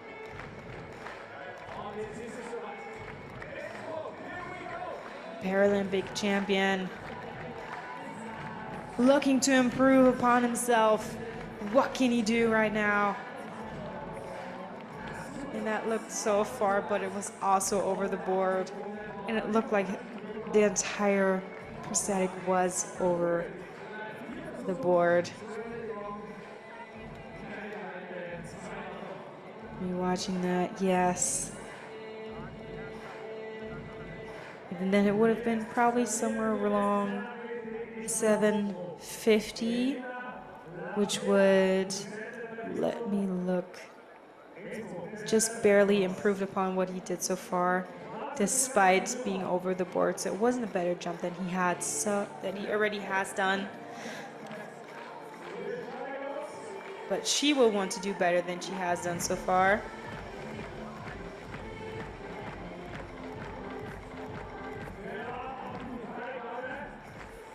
But obviously, she needs to be allowed to jump.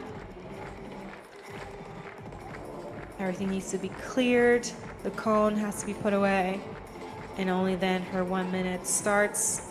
And only then can she go.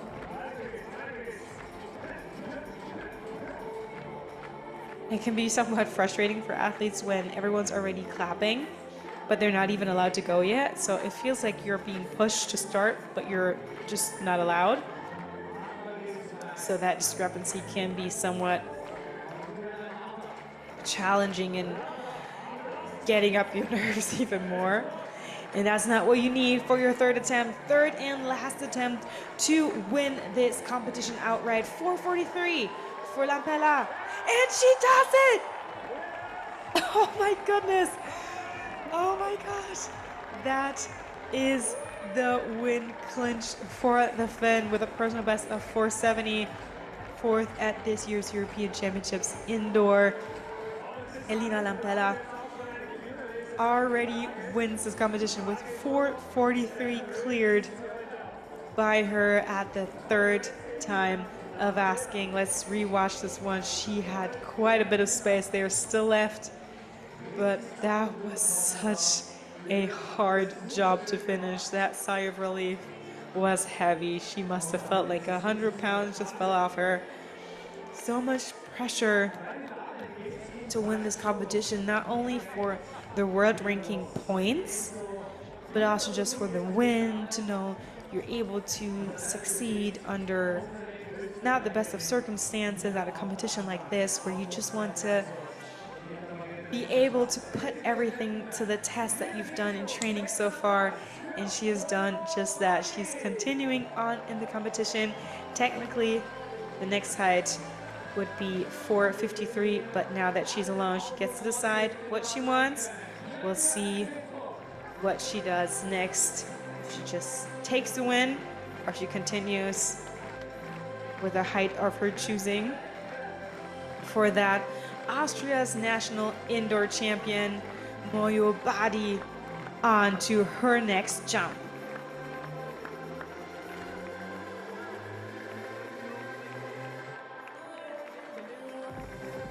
And that seemed like a valid one. Great.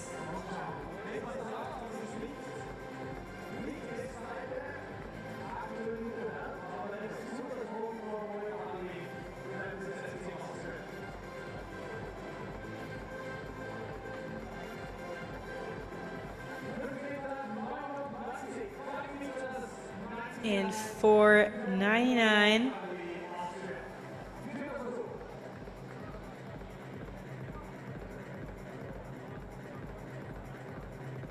That can't be right. 5:99, exactly. 5:99 for her, meaning that is the best jump for her so far. You can see she's jumped multiple times right in the same lane. 5:98, 5:95, and now 5:99. So the 6 meters should really be something she can do today. She's so close. Her personal best, 6:19. So she's gone over that already in the past, over that somewhat magical number as a younger athlete.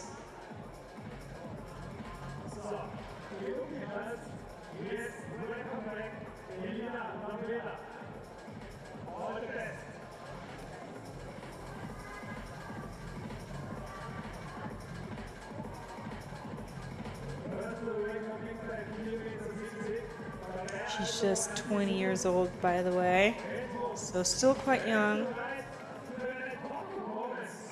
But now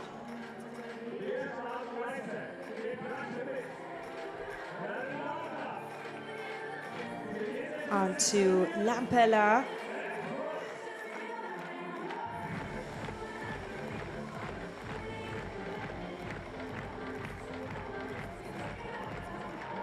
On to the next height. She's chosen just to use what the normal height change would have been. So 453 for her.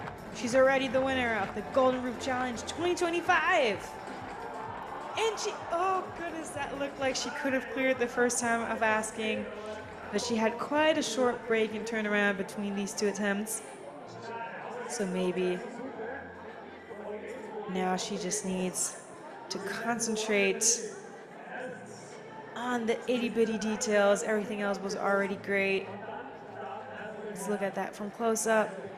She slithered her way along that bar, and until her chest, it went quite well, but then there was just no room to spare. But nothing she won't be able to do.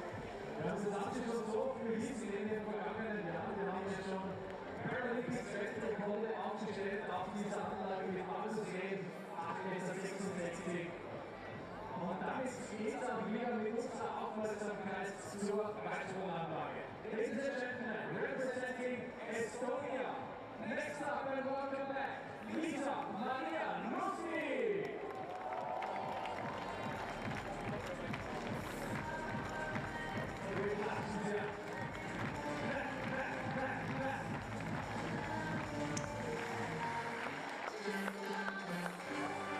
Big on back to Estonia's Lusty. The last attempt was a foul, the last two in fact. So she'll be happy to be back on track. Still leading the competition with her first attempt, which was a new personal best, which she improved upon by exactly 1 centimeter. As a heptathlete, she usually doesn't do long jump competitions only. Oh, that was great on the board. And the long jump is also an event that is on day 2 in the heptathlon, so you will be more exhausted than on a day like this where you haven't done anything yesterday, or at least not a full-on competition of 4 events. But yeah, that also means that she's not used to 6 jumps in a competition, because in heptathlon you only have 3 attempts in all of the field events. So including shot put, javelin, and the long jump, even though in full competitions in set field events you have 6 attempts if you get into the final 8. But here we only have 4 to 5 athletes, so therefore all of them are in the final, so to speak. And because Lampella is the only pole vaulter left in the women's field, she has longer breaks between her attempts. So if you follow yourself, you have a longer break than if you have multiple athletes still in competition. And that time is usually 5 minutes. So we're just going to have 2 long jumpers, and then it's going to be Lampella's turn again. So she has a little bit of breathing room between her attempts, so she can get all of her energy refocused. But now on to Fleur Young. And that looked really, really good. She had such an interesting pace at the very end, and she looks extremely happy about that jump.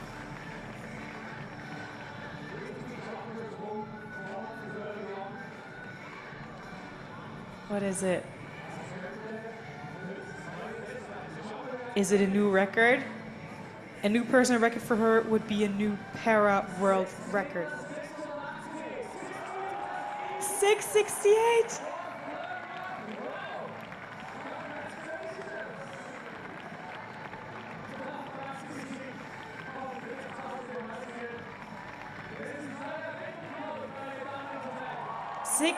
$686, excuse me, and that makes all the world of a difference, because 674 was, until just now, as you've seen, the power world record in T64.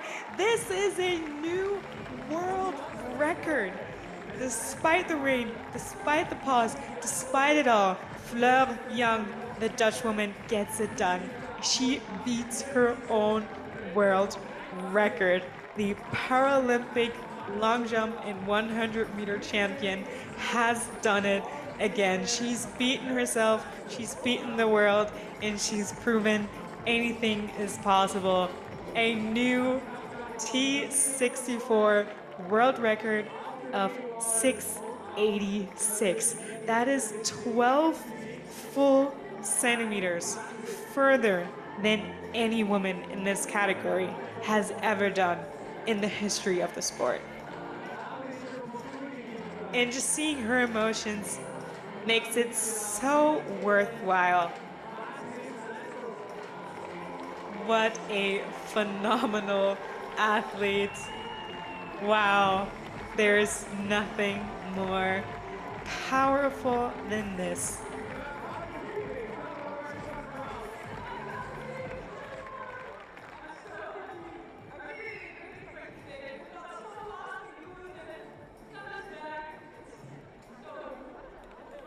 Wow, wow, Innsbruck, wir bedanken uns bei Fahrern.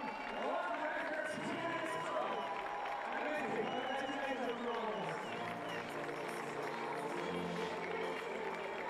Und währenddessen warten wir hier nach der ganzen Zeit auf den nächsten Versuch.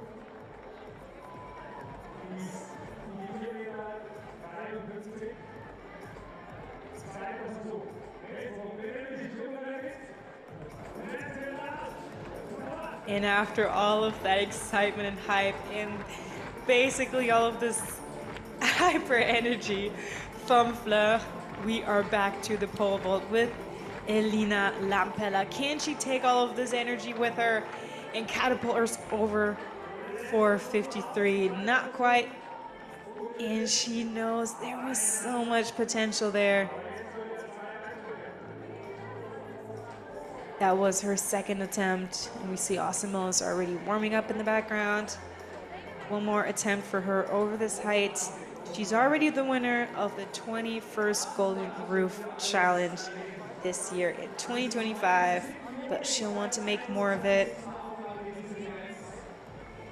I still can't get over the fact that we've just seen a world record in the para discipline of the long jump of T64 from Florian. Again, what a top athlete. I don't even have words to say. Wow, that was just phenomenal. And what an accepting and loving crowd, giving her all of the love and support and applause that she deserves. And it is so wonderful to see. And he still always smiles, but this is almost the end of the rope for him. His 5th attempt, and still he hasn't put anything onto the board. Jeswell Johnson from South Africa. Can he finally get it done? Another red flag, and he knows that he didn't even have to look back. He felt where he was on that board. At this point, I kind of can't understand why he's not just scooting back a bit. Maybe he is, and he just has so much energy that every single time he gets faster, and then he oversteps despite going further back. Maybe also, I don't know, because he's not starting from the very, very back, right at the pole vault mat, just like Kutsi is. So I don't really have an explanation other than he's doing the same thing, hoping it will work and he can improve upon the last 2 steps so they're shorter, or he just gets faster despite scooting back. I can't really tell, but it's just so unfortunate. He's such a great athlete, and he has a great personal best, but his neighboring comrade, so to speak, from South Africa, going all the way to Namibia, Kutsi up next. And that was a jump that will count, but let's see if it is any further. than how far he's gone so far. Right now, he's ranked number 4 of 5.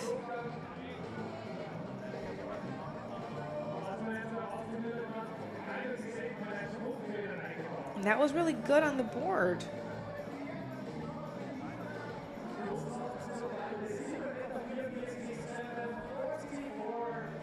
And you hear it, 7:44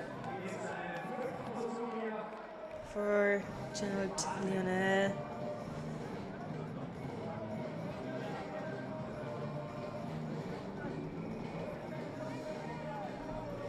Not going to make any difference just now. It is further than he's jumped so far, which is great, but he's still on rank 4. Next best is Emiliano Lassa, who, as we already stated, has stopped his competition. The man from Uruguay jumped 7:52. So both Cheno Leona Ketsi and Cheswell Johnson will have to be better than that to place in the top 3.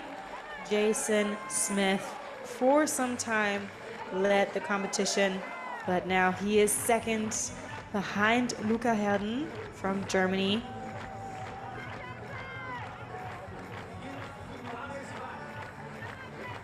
And who would have thought? But here he goes, world rank 35 from last year, but unfortunately overstepped. He felt it. That was a good jump, but not from behind the board. Maybe in moments like these, athletes think, well, darn it, if we just had a zone to jump out of, it would be better. But who knows? In that format, a laser line wouldn't quite work because everyone would jump from a different spot within that zone that World Athletics had thought about implementing, and then the laser line wouldn't be at the same spot for everyone, so that would be quite confusing as an onlooker.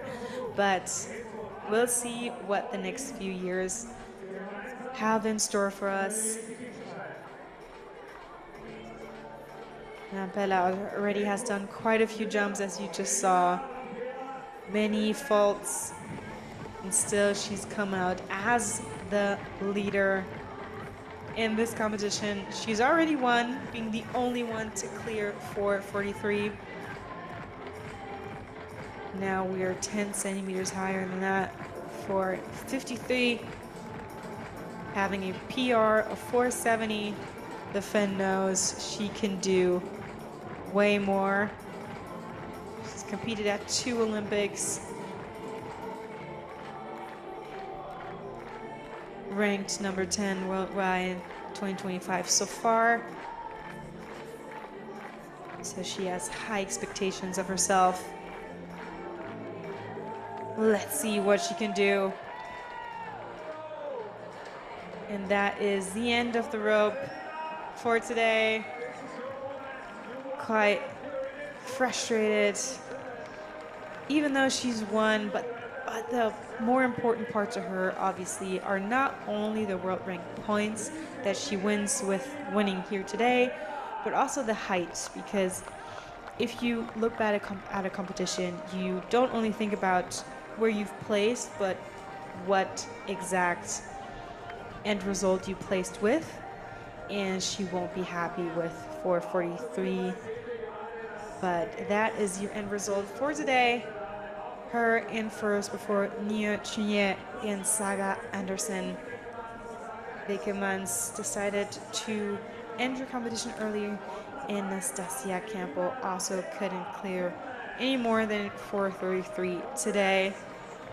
Quite a roller coaster of a competition, but there will always be people who come out on top. Luca Haddon right now is one of those people. He is on top of the leaderboard with 769. Can he improve upon that is the question.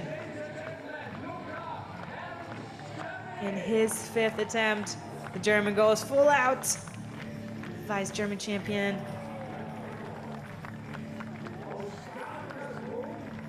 looked right around the same as he's already jumped, so he's quite stable with his jumps, which is cool. But he obviously would love to jump further than the line and not back right on top of it. But great on the board.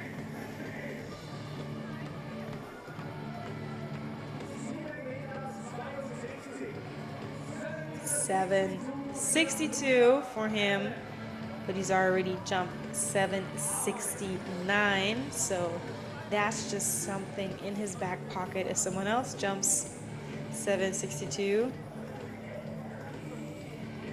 or even if someone else were to jump 769, he would have the better second jump.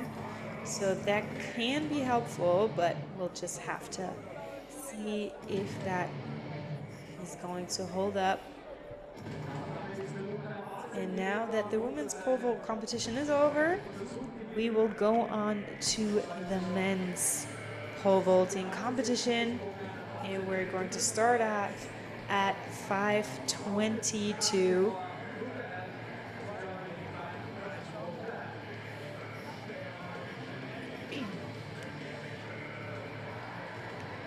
Everyone, from what I know of so far, at least from what they said at the very start at 6 p.m., other than Piotr Lisek and Austin Miller, wanted to start off at 522, but Austin has since said, you know what, we had to wait a bit longer.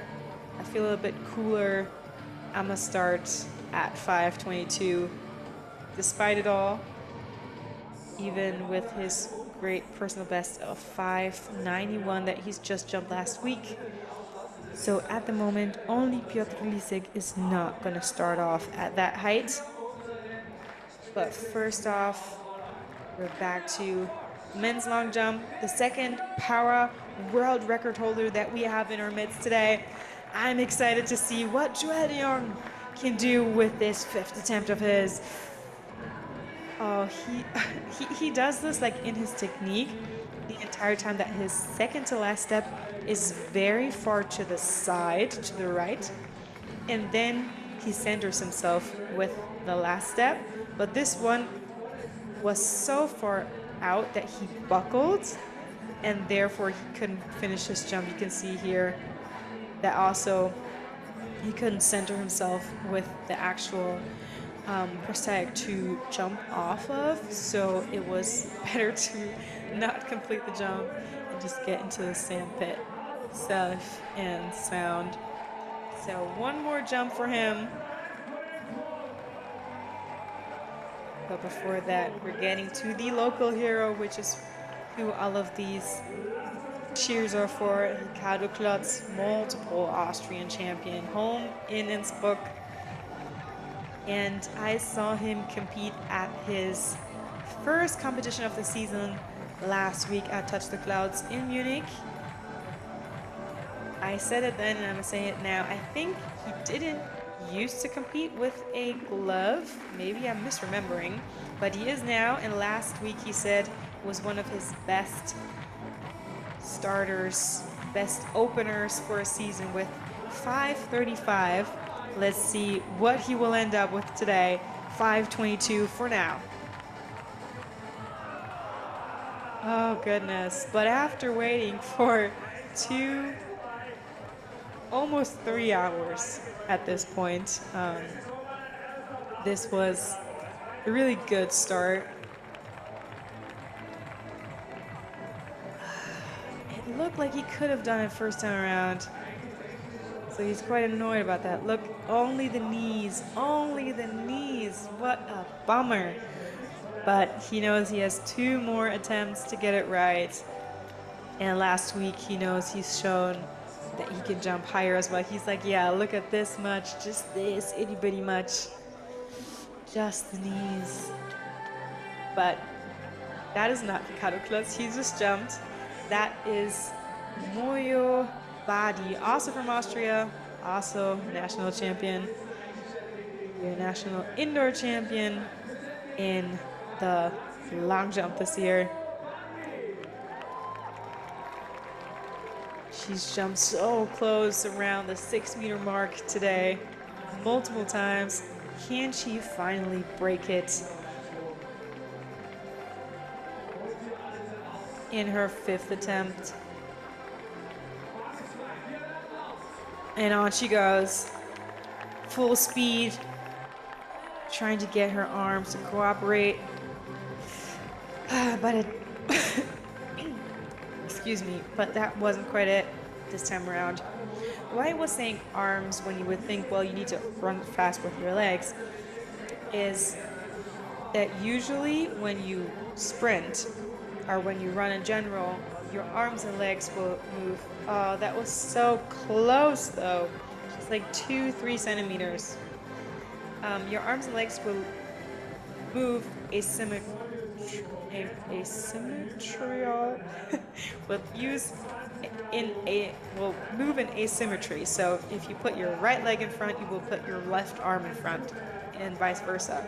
So if you can move your arms faster, your legs will, technically speaking, also move faster because they move at the same speed or frequency.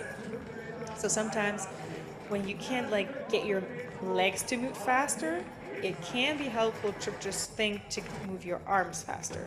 It doesn't always work, but it is a little like trick that sprinters use to also like focus on their arms, even though you don't think that that would help much. It does, specifically in a discipline like long jump where you can actually focus on that. The pole vaulters cannot, because obviously they're holding the pole, so using your arms in that way is not going to work. But for long jumpers, that is a little finesse trick that can be used. But let's see. Oh, what a beautiful jump from Valentin Imsant. I have to be quite honest that I am not aware of him being part of the French Swiss side, of the German Swiss side, because in German you would say Valentin, but in French you would say Valentin, and I haven't been able to find which way he likes himself to be pronounced, so I might be switching between Valentin and Valentin. I'm sorry if anyone feels offended by me saying it the exact wrong way. I'm trying my very best.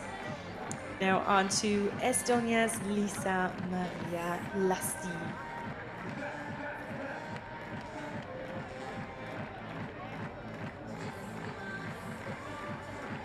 Still leading with her personal best that she put up and put forth in her first attempt.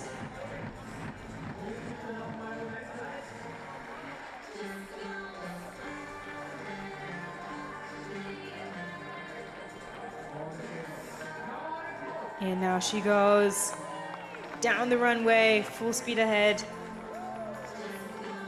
Unfortunately, just a bit too much force and speed for her. But I think she will, it's quite hard to say if she actually will get tired or feels tired during this event, because she is the only one within this scene who is used to really long competition days, because usually her competition days are twofold, 2 days back to back from morning till evening. So she should be the first one to not get as tired, but then again, she usually doesn't have to concentrate on just one discipline for this long amount of time, so it could go either way. But now on to Austin Miller, also starting at 5:22, as I said previously. He started off the day, or he started off this competition by jumping over the Obi wall at 5 meters, so we know he can do that easily. Doesn't have any problems jumping over such a wall. But 5:22, we'll see if that is also doable after this long break. Doesn't have to go full speed just yet, just focus on his technique. That should have been so easy.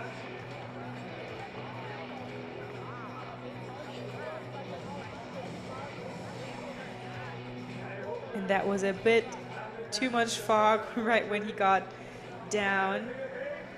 But it looked so flawless until the very end. I mean, look at the height he has here. That's like 40 centimeters, but in front of the bar and not over it. So when he actually comes down, he comes crashing onto the bar, which is always very, not unsettling, but frustrating to say the least. And now, this might just be the hardest time to actually compete for someone like Fleur Young. She's already jumped a world record. Let me reiterate that. Fleur Young has already improved upon her own world record. We see it here with 686. That is a new world record. So far, if you look it up online, it will say 674. So 12 full centimeters is what she's added just now to her own world record. Can she refocus her energy after all of those happy jumps and excitement in the interview? It is hard, but I would hope she can do the same thing and add even more to it. Let's see what the world record holder then and now can do. Oh, not now. I think all of the energy has been used up for all of the excited jumps, honestly. Being able to refocus after a jump like that is basically impossible for most athletes. I wouldn't put it past her that she could do it. I mean, look at how great she was on the board right here, just 2.5 centimeters over it. But still, being able to refocus is a really, really hard task.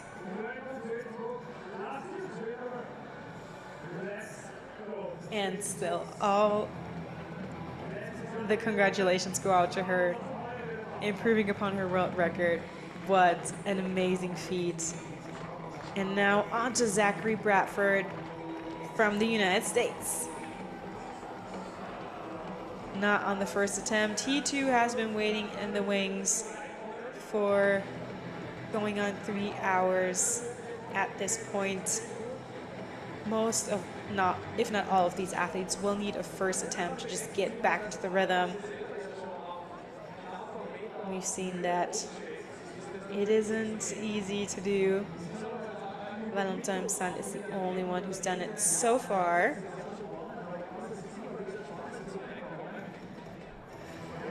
But Zachary won last year, and he will want to be able to duplicate that win. Last year, he finished the competition having jumped 582. Let's see how far it can go this year.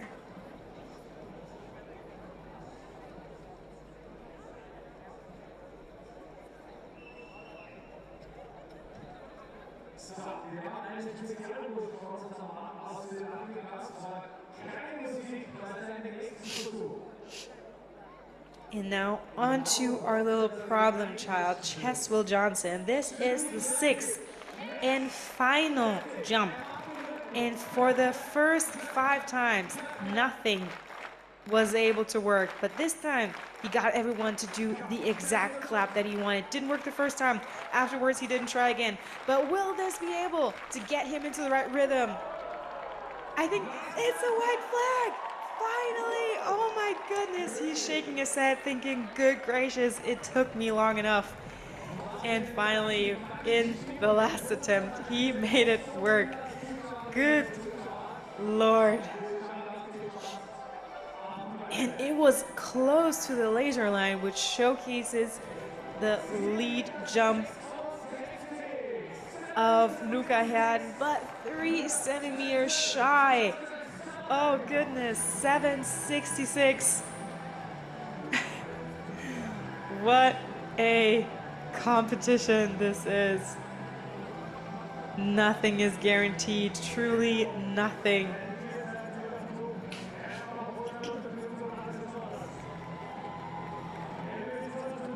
It's now second place for Cheswell Johnson, coming from the pits of failed attempts. Back to Ricardo Klotz.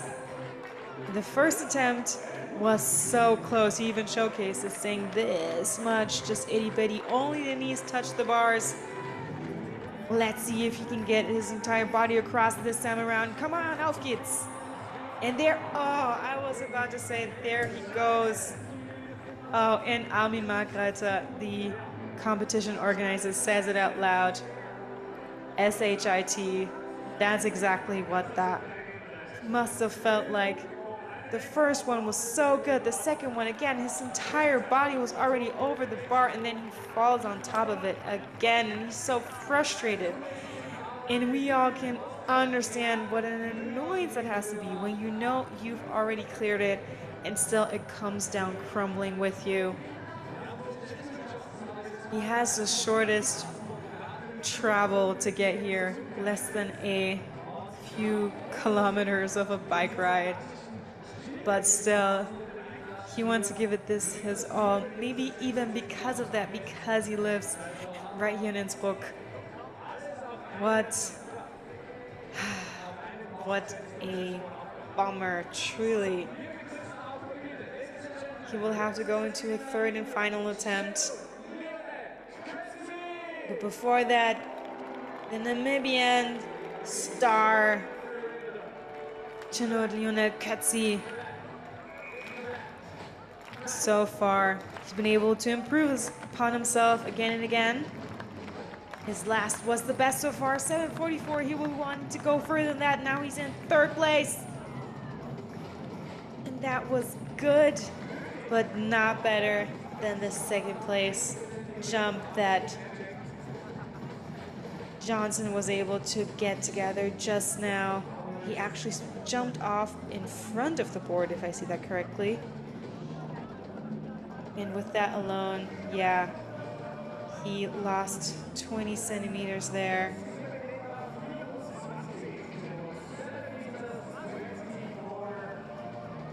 And this jump was 7:24. So if we add those 20 centimeters, like if we did, it would be exactly how far he's jumped so far. And I was incorrect in saying he was in third place. He is in fifth place. He was in fourth beforehand, and now he was pushed back to fifth thanks to his good friend Cheswell Johnson. But that's how it goes in competitions like these. They are friends, often on the track, but not during their jumps. And Austin Miller, going in with a smile, he knows he can do this. Just last week, he jumped a new personal best. 5:22 was no problem for him usually, and it really isn't this time around either. He says, yeah, look at how much distance there was between that. And he is right to say just that.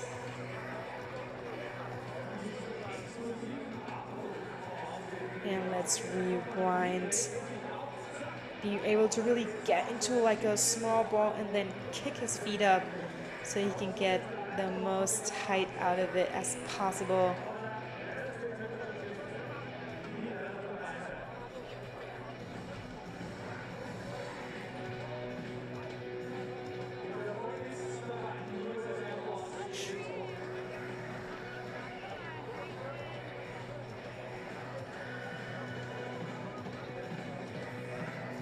And I've just been informed that Lisa Maria Lusti has also ended her competition prematurely. She's in the lead, but she's decided to not jump the very last attempt. And that should mean that she will win this competition. Before that, on to Jason Smith. There was a time where he was in the lead before Cheswell Johnson and Luca Herden put him in third place. Can he put himself up the leaderboard stats? That looked like a really good jump. That was just on the laser line, showing the leading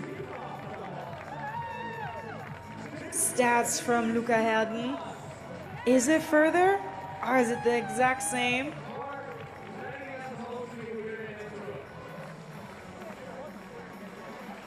We're listening in. Lost a bit here. Still needs to be looked at. There's a laser in that red and white mini pole, and it calculates the exact distance. Oh, also 766, meaning he goes into second place because Cheswell Johnson also jumped 766, but he doesn't have a second. He doesn't have anything else on the board, meaning his second best can't be further than the second best from Jason Smith, meaning he is now in second place. And that is why you need more than one valid attempt for times like that. Now on to Zachary Bradford from the United States, the Golden Roof champion last year. But a second just walk through. Hasn't been able to put it all together just now.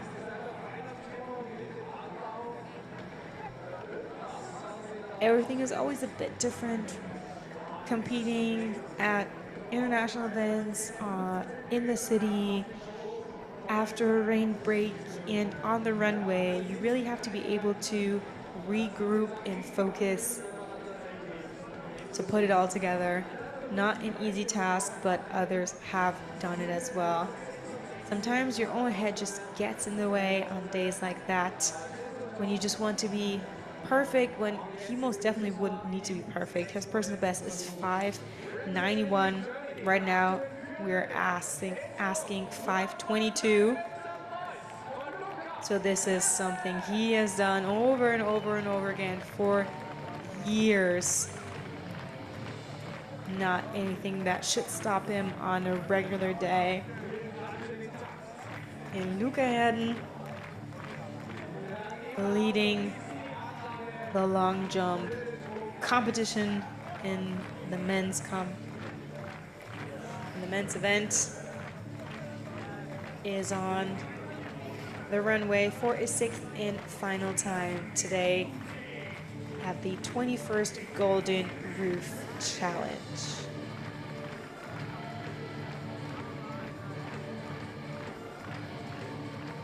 Right when it was raining, he jumped his furthest, and that is still the leading number 769. Can you do it again with a smile and full speed ahead? Going all out with his arms and legs, high knees, and he's really excited about that one. That looks like it was further than the laser line. We can see there is space between the laser line and where his imprint is in the sand. So he was able to improve upon what he's done so far at the very last second.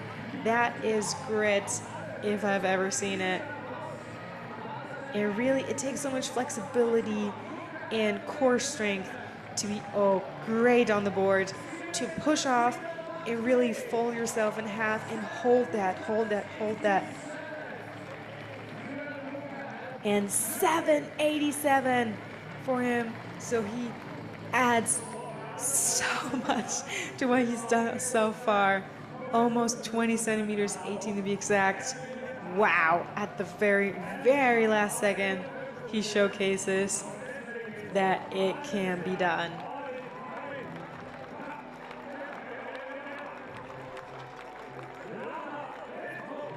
And that's a really good end to his competition, having a personal best of 8:14. That is really a good end for him. And now on to Ricardo Klotz, the last final third attempt for the man from Innsbruck. And he does it. Oh my gosh, no. Oh no, he was already so happy. Oh shoot. That just can't be. What else happened there? We need to see the slow-mo of that again. It looked like he was already over it and it stayed there for a bit, but he would have needed to get off the mat before it came down. It wobbled. Wobbling is fine. It's still up there. Let's see that again. Again. Oh, what a shame. And it continued to wobble. This would have been fine right here if he would have gotten off the mat right then and there. But he stayed on it, excited, until it came down. He said, "What?" And that's what everyone was thinking as well. It was his knees once more. If he wouldn't have snapped them under himself as hard, he wouldn't have touched the bar. And that means that without any valid attempts, his competition is already over. Not getting... Oh, that is so sad. My heart goes out to him.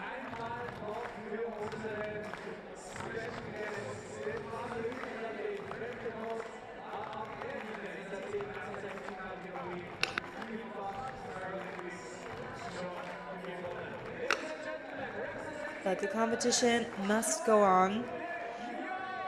And it goes on with Joël de Jong, the Flying Dutchman, the Paralympic record holder in his T64 category.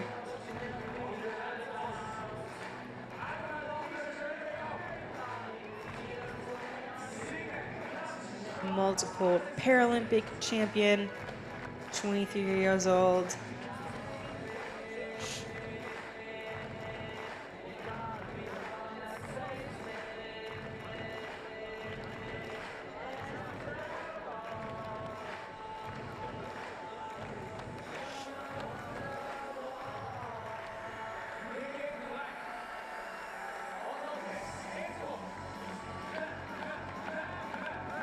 His very first jump was so far and so good. What can he do on the very last one? And again, he buckles off to the side. And some of the other attempts, it looked like he could just barely hold on to it. But the last one and this, he truly couldn't. Look how his knee just snaps to the side. And with that, you just can't finish off your last step. And that is the most important one. Ugh, what a shame.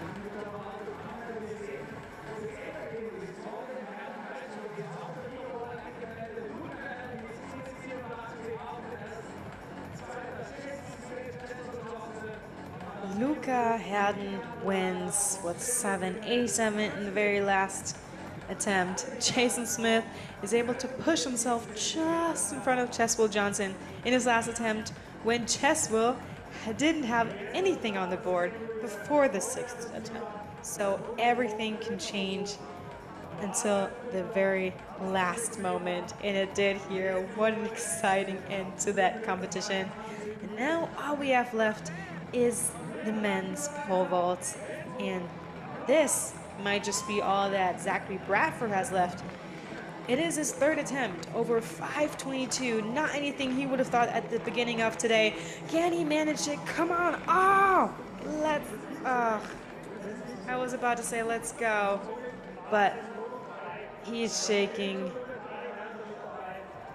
his head, looking down at the ground. Sad that it just couldn't work out today. Just like Ricardo, he has to end this competition without being able to showcase what he can do. But he, not in one of any of his three attempts, was at the right spot to even jump off. So that is even more of, a mental game he will have to go over tomorrow, maybe with his coach, going over why he wasn't even anywhere near doing any of his jumps. And now the last jump in the women's long jump. Both Lisandra Campos and Lisa Maria Losky have ended their competitions prematurely.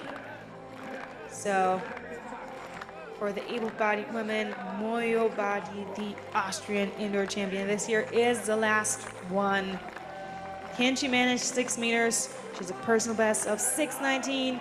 Can she show us what she's made of right now? Going full speed ahead with high knees. And that will not count, unfortunately. That's the end of the road for today for the local hero.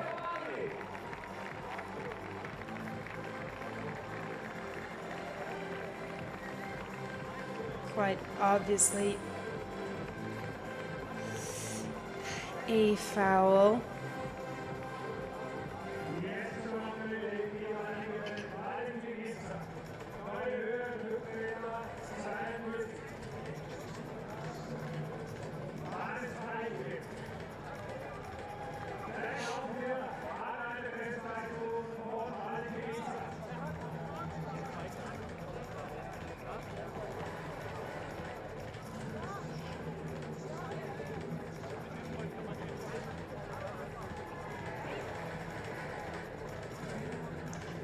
He's the Swiss record holder indoors.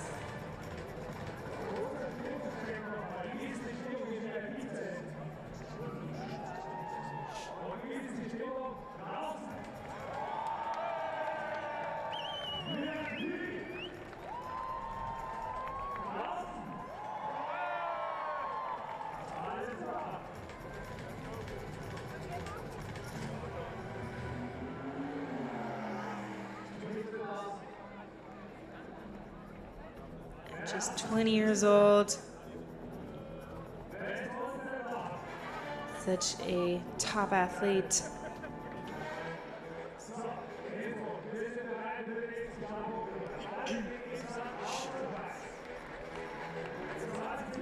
World rank 15 this year. Second at the European Championships for the under 18-year-olds in 2022. And also second at the European Champions for the under 20-year-olds 2 years ago. So he has been adding to his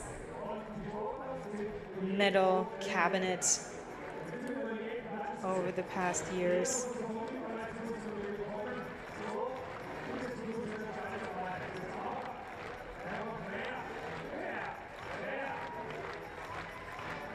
What can he show us today? Swiss champion and the national record holder outdoor as well with 582. Now we're asking for 6 centimeters less. The first attempt he did without any problems. Sorry, therefore we're also not at 5:22 anymore. We've changed the ball game. We've changed it up to the next height, so 5:42.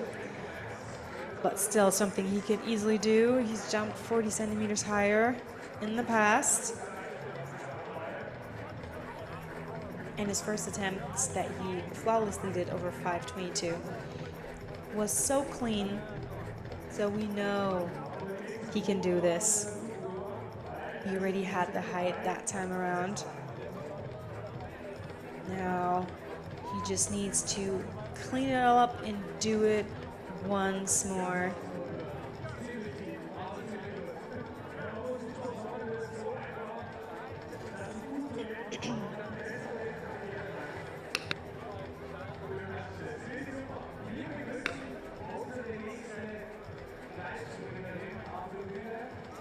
There's still one man we've not seen so far in this competition, Piotr Lisek, a 6-meter jumper from Poland. And now for one last time, our Paralympic champion and world record holder, Fleur Young. Did she hold the record yesterday? Sure she did. But today, it's further than it was then. And now, we're crossing her fingers and toes. She can do it one more time. For the 29-year-old, this could be another record in the making. Breathing heavily one last time, and then focusing on what she's training each and every day in the gym and on the track. Can she do it again? No, she cannot.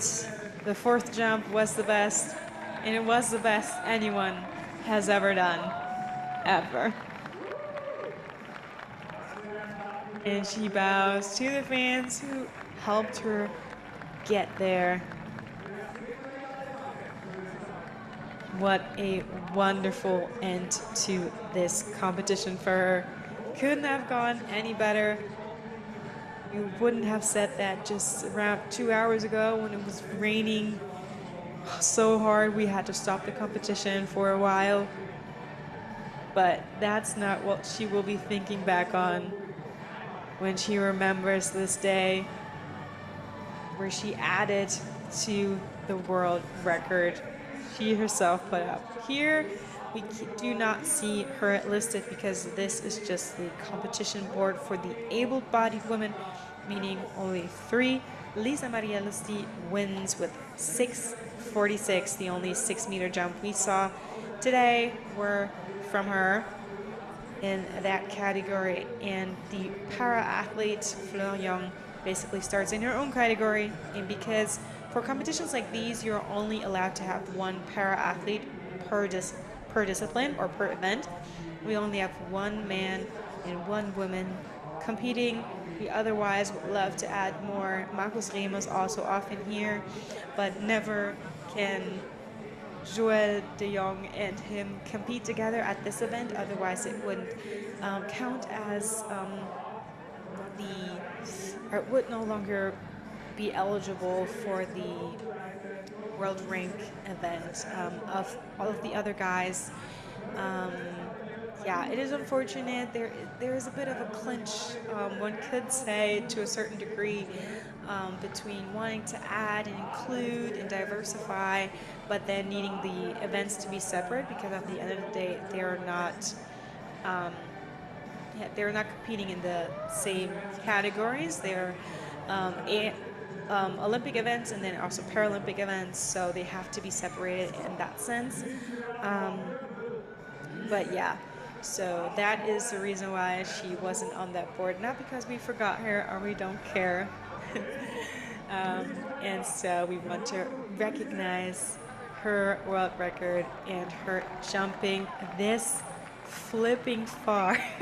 I don't even have words to say. The world record she jumped previously was in September 2023, so 1.5 years ago. Maybe that's why all of this excitement just came through, because last year she did win the Paralympics in both the 100 and long jump, but no world record could be added to her own legacy. But now Piotr Lisek has decided to add himself to this competition. 5:42 for him, and he does it the first time of asking after being out since being introduced around 6 o'clock today.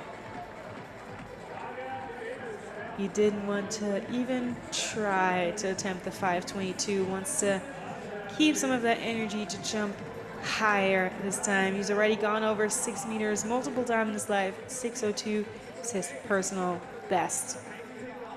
And look at that technique, just so phenomenal. No wonder from someone, and this is his signature scream before each jump, and at basically every other photo op he does it. But yeah, nothing else would be assumed from someone who not only holds a Polish national record, but is also the European Championship indoor from 2017, was the silver medalist at the World Championships in 2017, is a multiple time Olympian, was third at the World Championships in 2015 and 2019.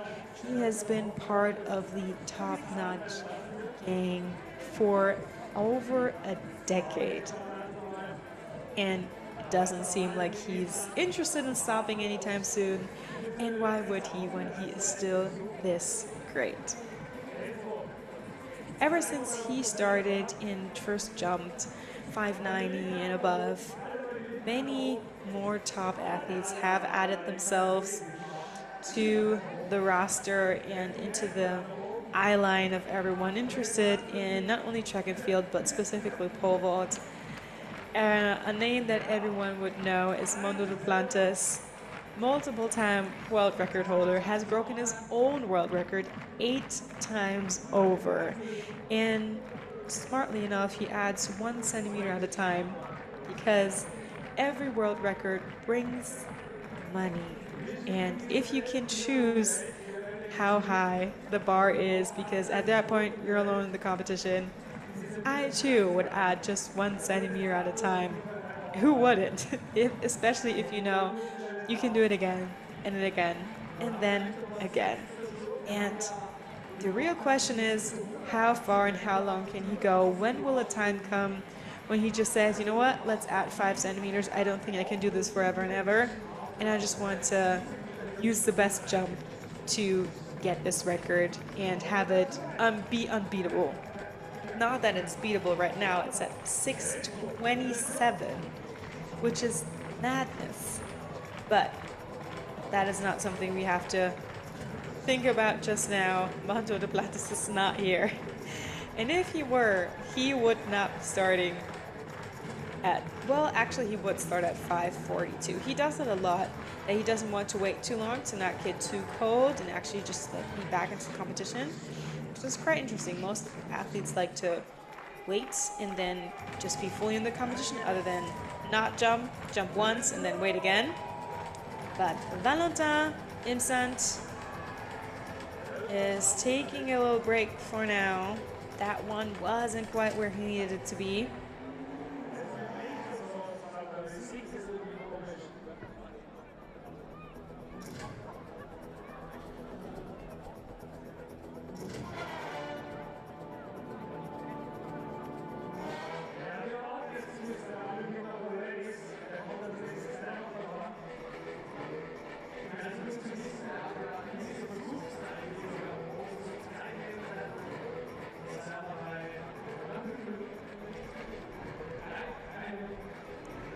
And we have to say that just last week, um, Valentin Instant actually jumped that new record. It was previously at 572, which is what I was remembering, but he just added 10 centimeters to it at his last competition event. So now it's 582, the new Swiss record from the man who is currently ranked number 15 in the world ranking this year. And at just 20 years old, jumping that high is quite extraordinary. So it could be that to some degree he is just still back at that competition and he wants to do even better because he knows he is in the shape of his life right now. But not every competition is the same.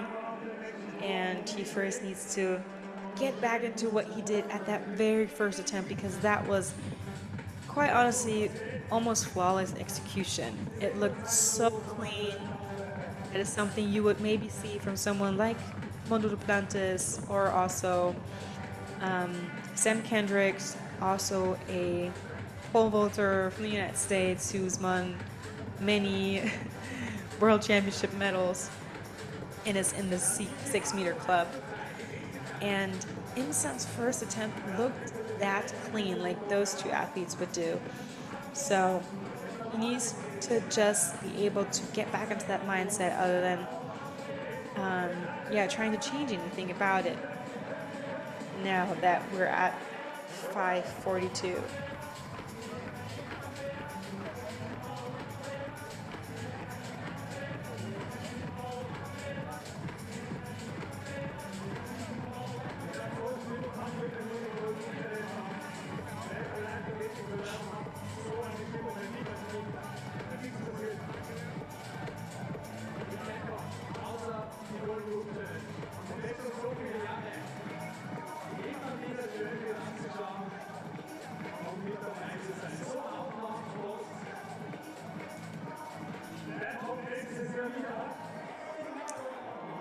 And what is quite interesting is that that new Swiss record is actually the exact height one needs to jump to qualify for the World Championships this September.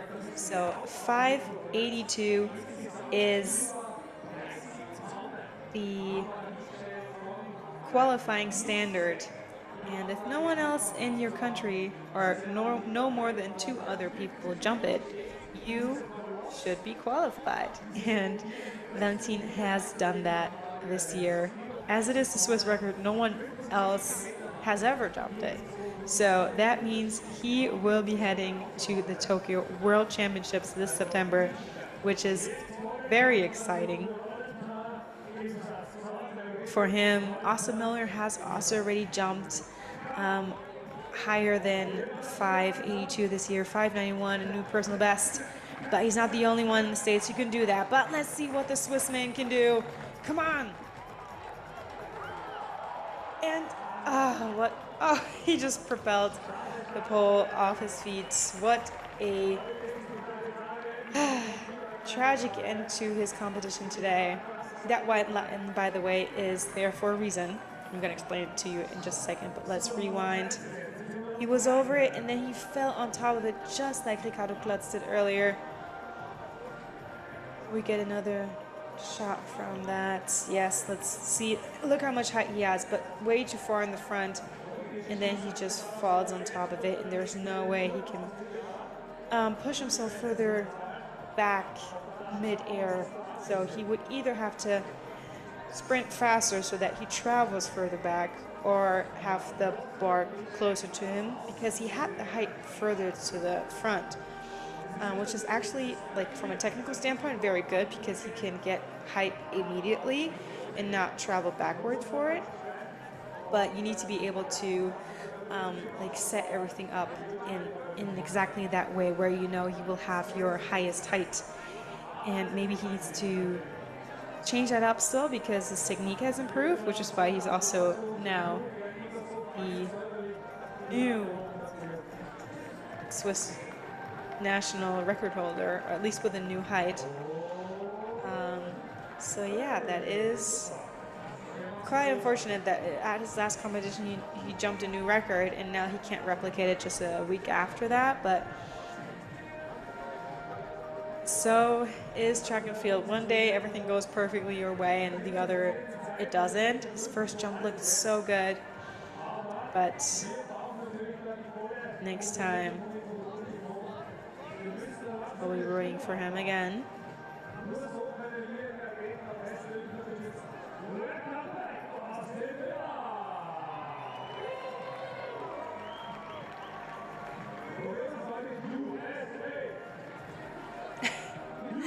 I don't know why they only say USA, not any of the other nations'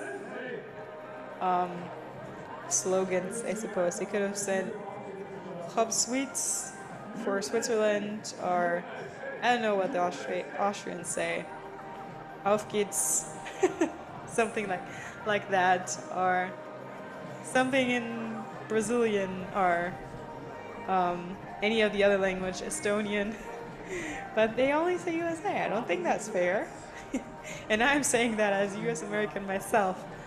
But we'll see what Austin can put on the board today. He's decided to not jump the 542 at all. He's gonna skip over that. He had so much height, which he even showed us when he went over the 522. So he's just gonna go straight to 552, which is the next height we're at.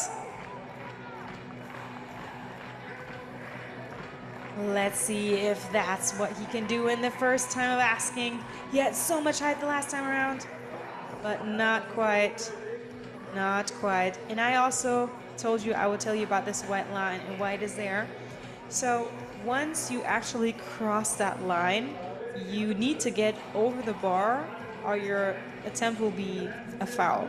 So if you just run up until that line, even if you put the pole at the bottom there in the mat, that is totally fine. You know, he's adjusting one of his markers. That is totally fine. But once your body crosses that white line, it counts as an attempt.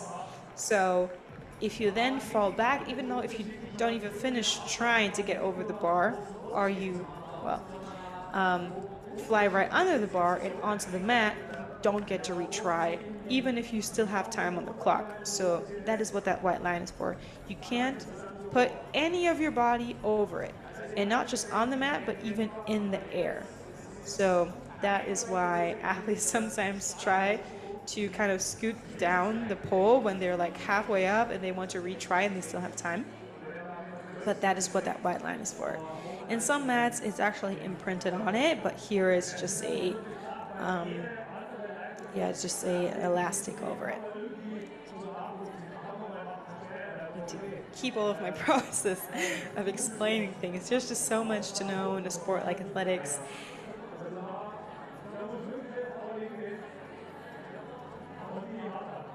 But that's what I'm here for, to explain everything right away.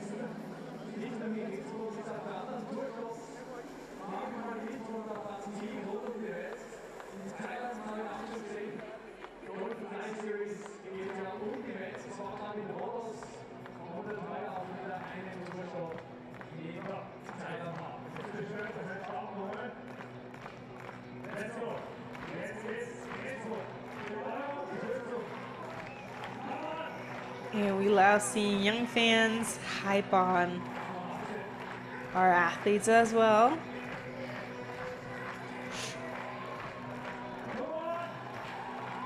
Austin Miller in his second attempt. This time he goes for it.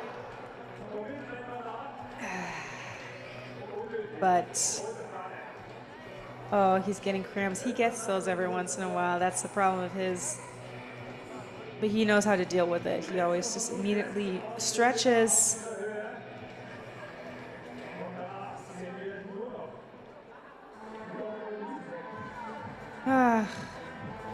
What? He had so much height over that last attempt that he did over 522. There were good 30 centimeters, and this is just, well, unfortunately it's 30 centimeters higher than the 22 one. But technically this one was not as good as that 522 one, but sometimes you just know the bar is lower, so you don't actually have to go full out, so it makes you less stressed about it, and then if you're less stressed, you're actually better.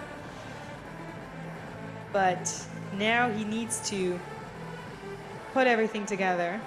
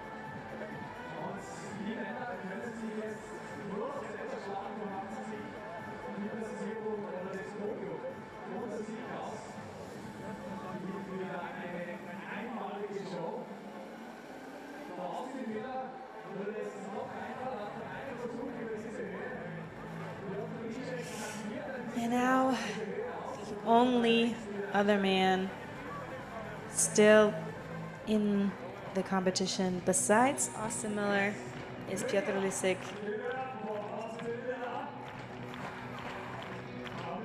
He has decided to not even attempt 5:52, which means Austin Miller follows himself. So now this is the third attempt. And if he doesn't clear it, Piotr Lisik is the only one standing. She should be able to do it, come on! And that is the end of Austin Miller's competition. Unfortunately, he still gets a hug from his competitor and friend.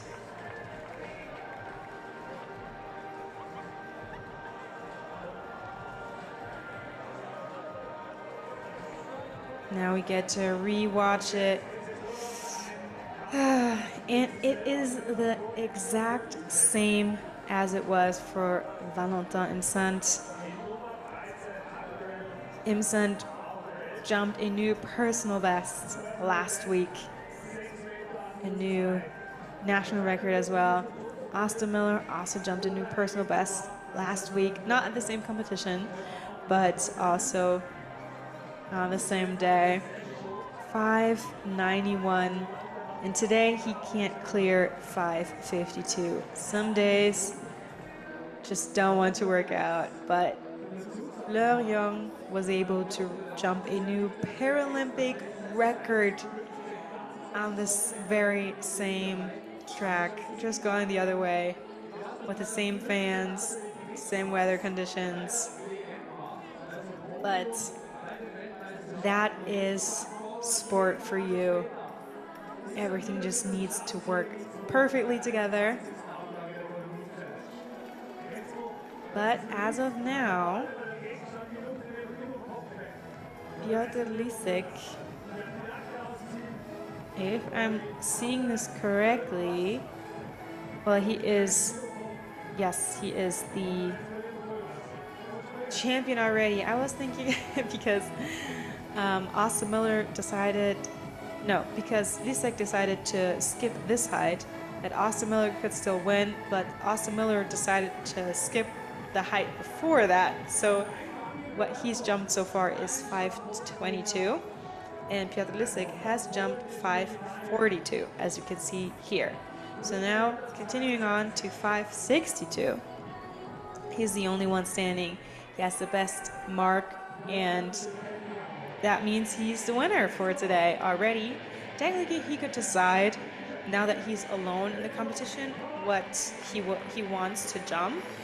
So he could jump any random number that's higher than what was on the board before when Austin jumped, but he's deciding to just stick with the program, stick with 5:62, and we see what the 6-meter jumper can do. His signature scream, he never goes without it. It's part of his repertoire. He needs to be doing it so he can jump high just like that. And the bar does not come down, and he cannot get out of the mat immediately, but there he goes. And a backflip to showcase super jump and how ecstatic he is about it. The black hand is just a, I don't know how to quite explain it. It's like sticky, so you stick on the pole better. Athletes like to do different things. Some people just like to dry their hands and have it just like that. Other people like having this like sticky residue on their hands. Other people have honey or chalk or a combination of the two. It's sort of kind of like in the parallel bars in gymnastics. Everyone has their own little concoction, but in parallel bars you're not allowed to like leave anything like on the bars. But here they are your own poles, so you can do with it what you want. You're just not allowed to like tape your hand to the pole or anything, but the sticky residue you can do with as you please. For most people, it will get all over their clothes as well, so that's why many people don't like using it. But it works for him. And here, as I already talked about earlier, everyone has like their own set of poles that they bring with them. And you have to think about each pole costs multiple $100s, if not $1,000 per pole. They are extremely expensive. So traveling with these is quite an adventure, not only because they have to be special luggage, and sometimes they don't allow you to even put them on a plane with you, even though you've talked to the plane company before. It is a hassle to travel with poles. But some way, somehow, the athletes make it work every time. And if not, they share. They are kind enough to share with one another their expensive poles because they know they'd like someone else to do it for them if it were the other way around. But that's how it goes.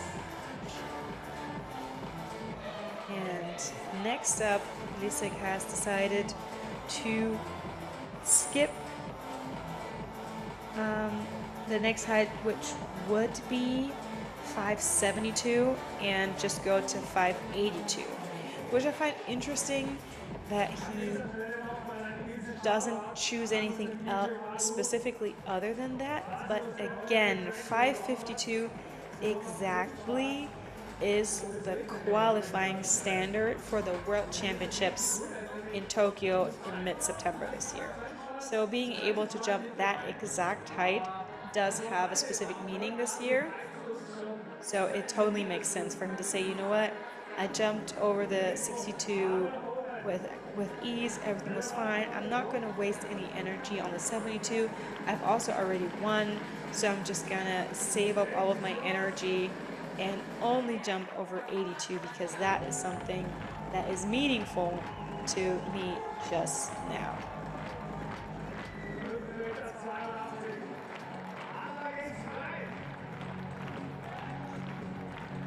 And there he goes.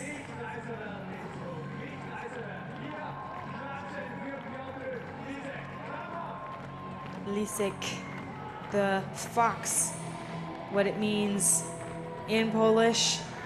And he's putting all of his energy right into this jump right now. 82. That was good, but not the perfection you need to be able to clear a height like this.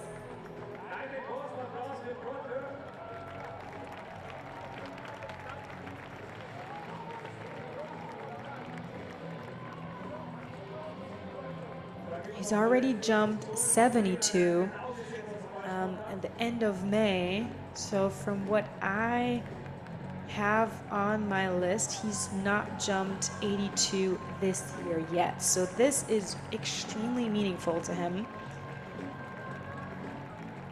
because that would mean to qualify directly for the World Championships.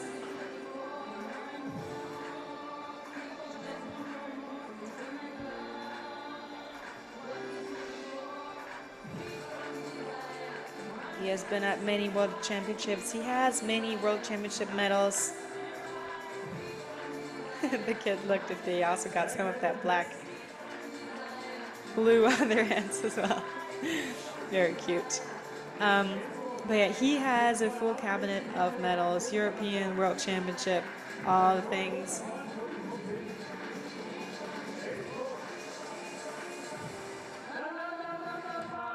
Oh goodness, who is singing there?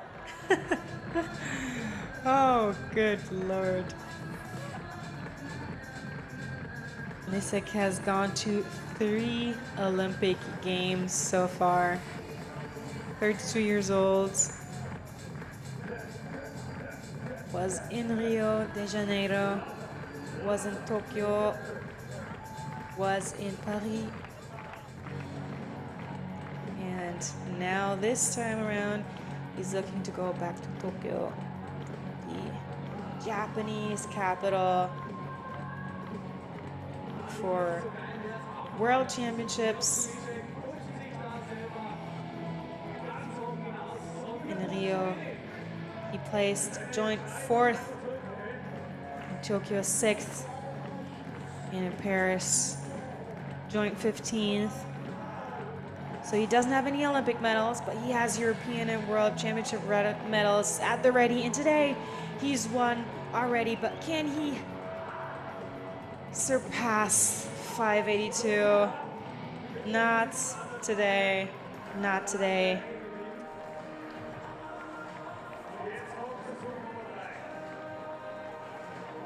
At least not so far today. Twice he had to see how the bar came crashing down right after him. 1.5 weeks ago.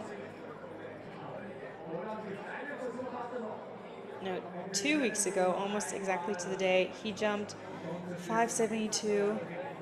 Which is why he didn't have to do it today. He already knew he could do that. What's important is the question is he can surpass 582.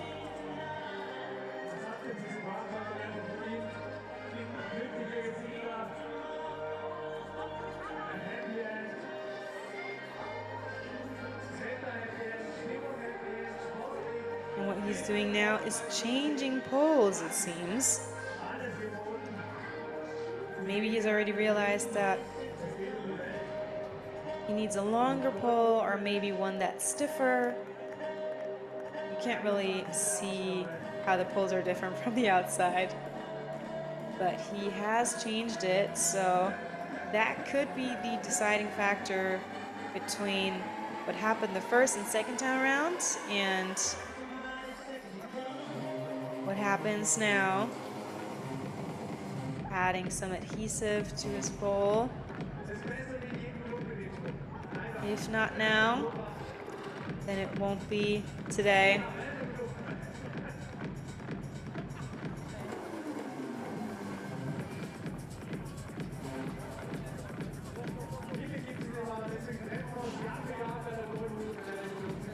And the crowd is still happy to be there, watching on.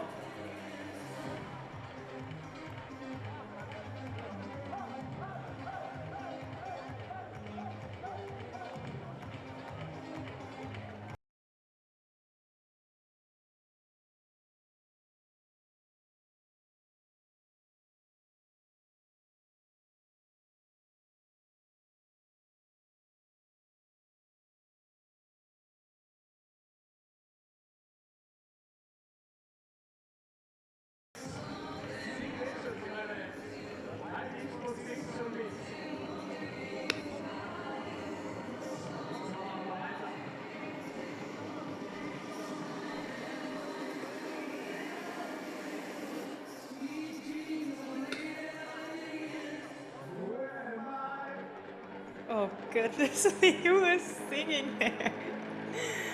Oh, I don't think that anyone from our team is that great of a singer. Someone can try to prove me wrong, but so far I've been proven right. But they don't need to be. What's important is to be there for these athletes. We've seen personal records. We've seen world records. And now what we really want to see is the standard for the World Championships from none other than this guy, Piotr Lisek. If you were to translate it to English, that would mean Peter Fox. But Peter Fox is not his name. Piotr Lisek, the Polish national record holder, with a height of 602 that he's jumped in the past. Can you jump 582 right now? The scream, that's all the power outlet to let it rip. Can you do it? Come on, Piotr. And not today, and he knows there was a chance for him to do it. Just enough energy for one last backflip. And that is the thank you from the crowd for continuing on for them as well as for himself. Our winner this year around. Still happy knowing that he did have a good competition. I mean, he didn't add to his season's best, yes, but by no means was this an easy competition after waiting for really long, longer than anyone else. He was the very last athlete out of the entire field to start his competition, and still he came out on top. Next up, we're going to have the medal ceremonies, even though medal isn't even the correct wording, because they don't get medals, they get a really cool like figurine or award statue with wings, which looks really cool, to be quite honest. I don't know if the winners are always too happy, but having all like this heavy thing to take with them, they might actually have to send it home via airmail, so they don't have a too heavy suitcase.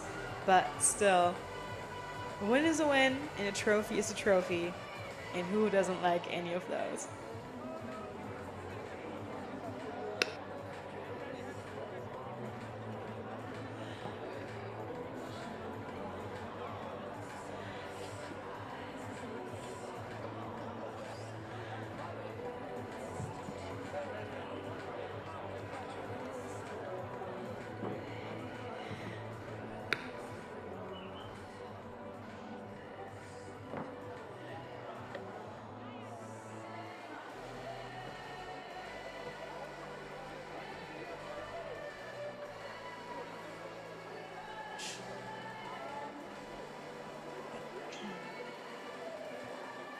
What an exciting 21st Golden Fly Series event. More specifically, Golden Roof Challenge is what we call it here in Innsbruck. Two friends, the Obi World Challenge,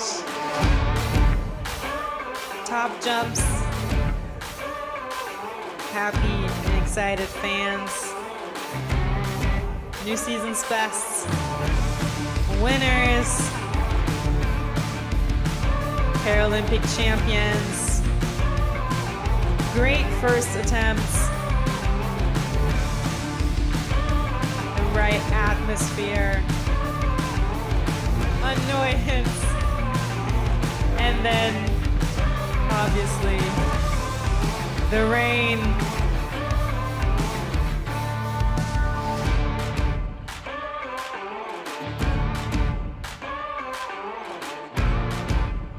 We stay cheerful, we're prepared, and nothing can stop us.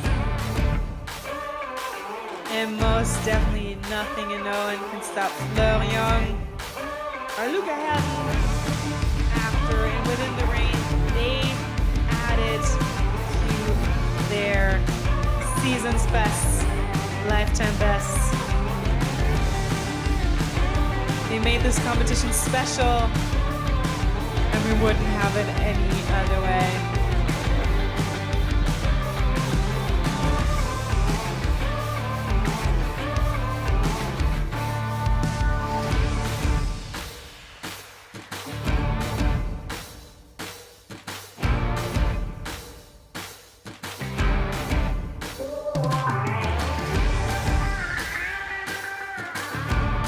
Sighs of relief, happy tears. Everything was part of this competition. And the most memorable bit of it all, this moment right here. A world record for the Paralympic champion, Florian.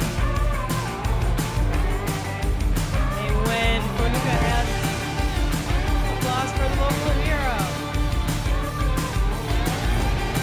Technical prowess, Cheswell Johnson and Valentine Sachs.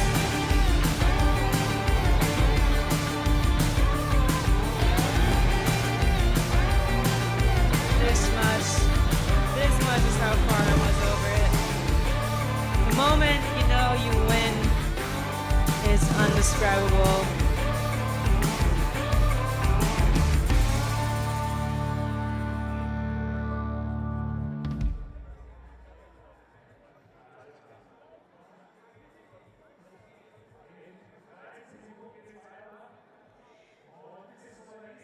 Wow, what a day. 4 hours of competition, greatness. Rain tried to stop us, but we wouldn't let it. And all of the most exciting moments came after it, so that is what truly counts.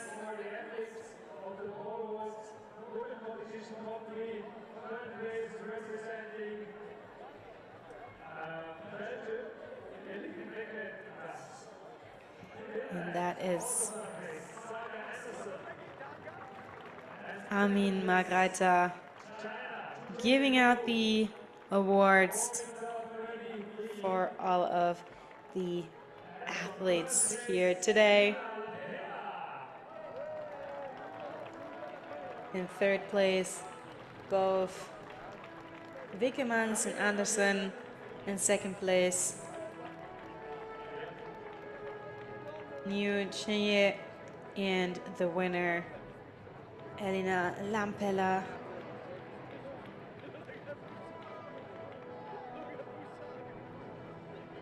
The pole vaulting women who braved the rain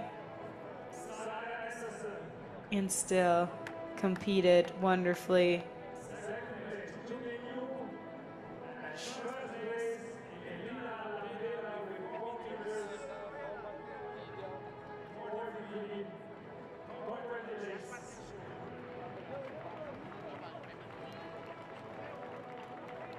Some sweet treats as well.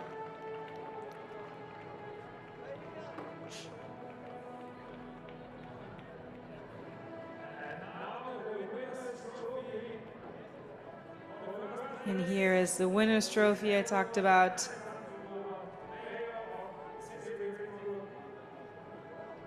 And the mayor of Innsbruck handing over said trophy.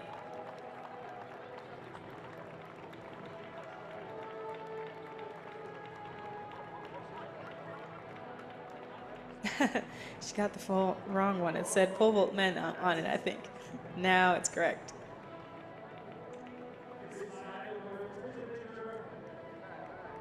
Oh no, it must have said long jump on it then. And here is our podium for the Golden Roof Challenge 2025 in the women's pole vaults.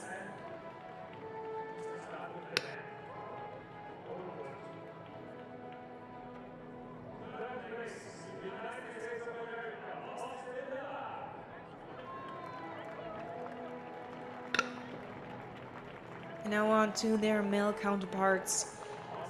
In third place, from the United States, Austin Miller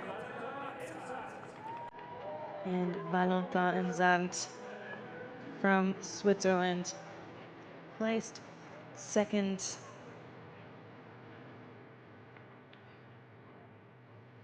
And the winner, as we just saw, Piotr Lisek, with a phenomenal competition today.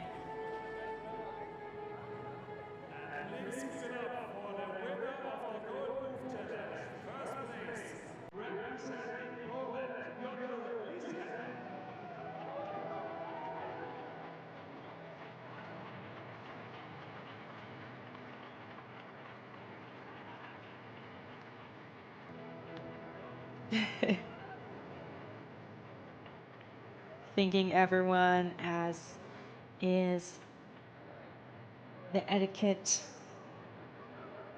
Athletes also are, it's like an unspoken rule, are also supposed to thank everyone from of the judges and helpers, to really thank them and show appreciation for them even making competitions like these possible.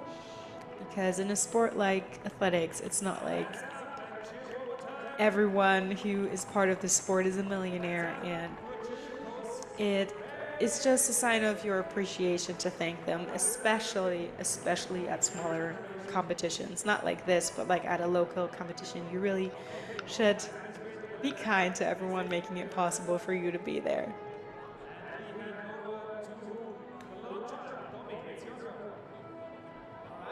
Trying to make my way to the front of the stage. Thank you very much, Sandra. And we continue with the women's long jump event. On the third place, unfortunately, there is, it's not occupied. Second place, representing Austria with 5 meters 99. Ladies and gentlemen, give it up for Moyo Bandi.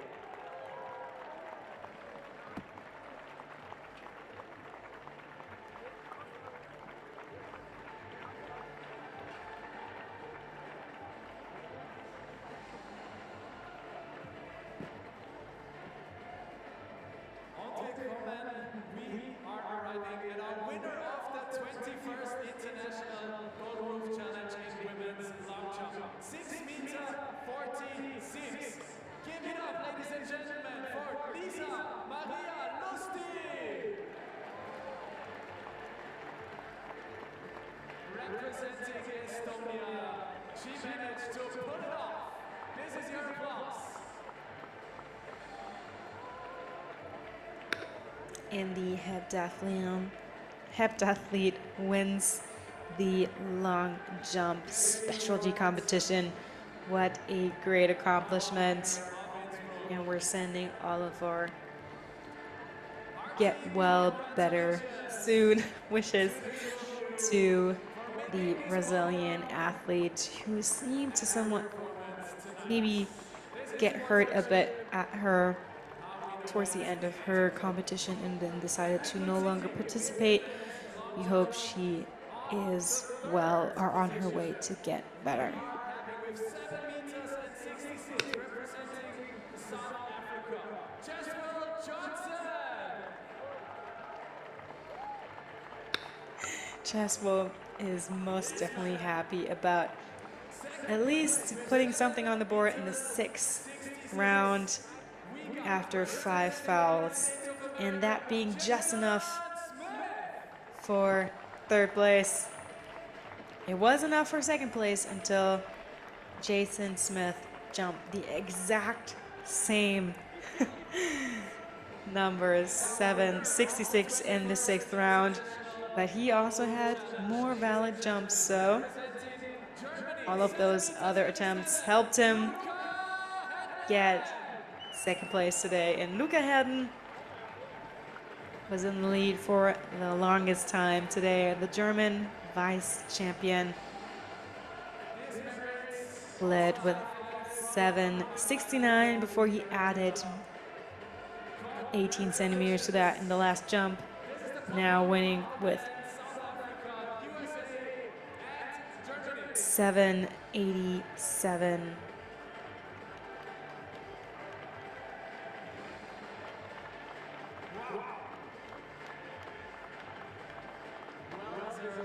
And those are our 4 podiums for the able-bodied athletes.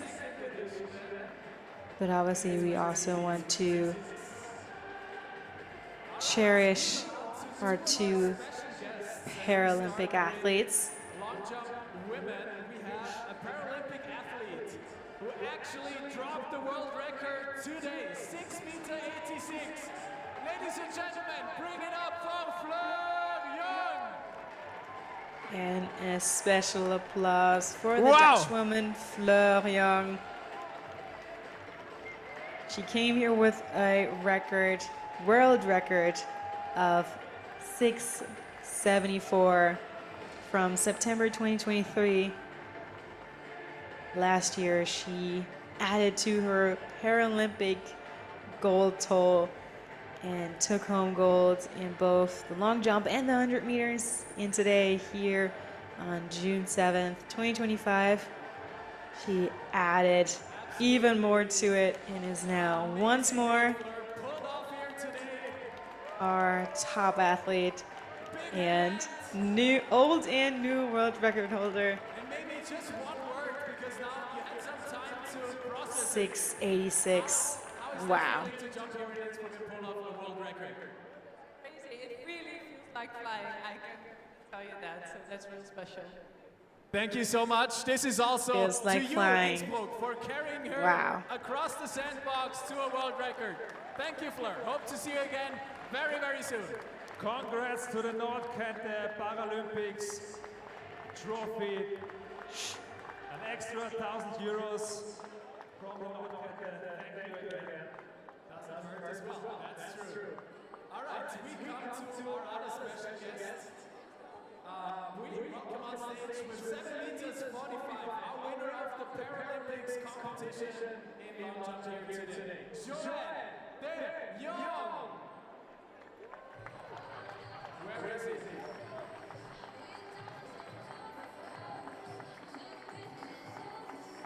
Back hotel? Is that what I'm hearing? All right. Joël has decided I am tired. It is past 10 p.m. here in Austria.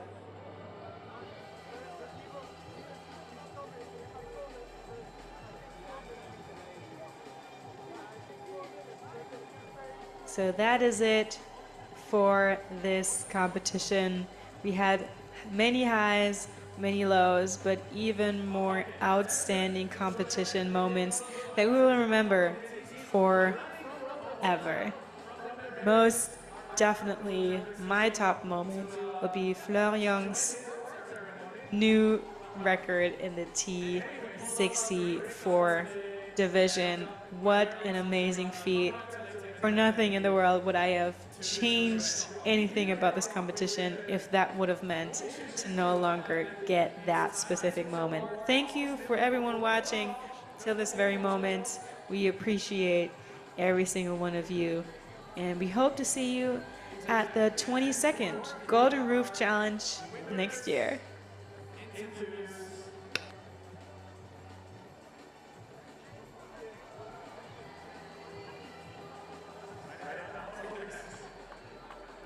He's got so many awards. This is the Hobby Award. And another 1,000 people off a 5-meter wall jump DDP challenge from our gold sponsor. Amazing. Thank you also, Miller.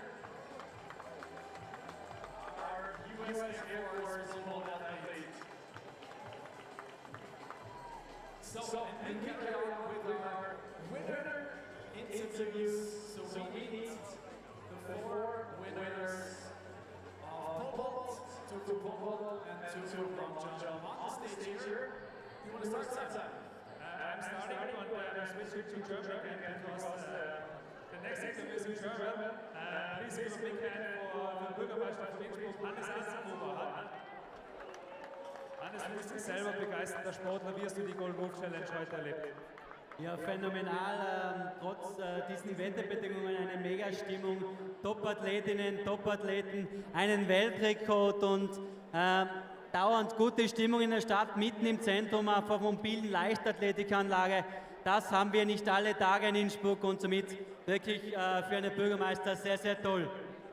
Es ist ja nicht das einzige Sportevent, was jetzt da dieser Tage stattfindet in Innsbruck, sondern es kommen noch viele Highlights. Wie stolz ist man da als Bürgermeister, der das Sportressort ausgewählt hat, dass jetzt noch solche Wochen kommen? Ja, selber ein Sportbegeisterter. And one last word from the mayor. Happy about such a great event being in Innsbruck. He's happy about the world record falling. So tolle Events in unserer Stadt machen. Auch da ein That ganz großer Applaus clubs an alle, help vor allem an Armin that und sein gesamtes Team. Competitions like these can even be held, and big thanks to the event organizer Armin Markreiter for organizing such an event in Innsbruck year after year. Bis nächstes Jahr. And also from the crew live, thanks for watching.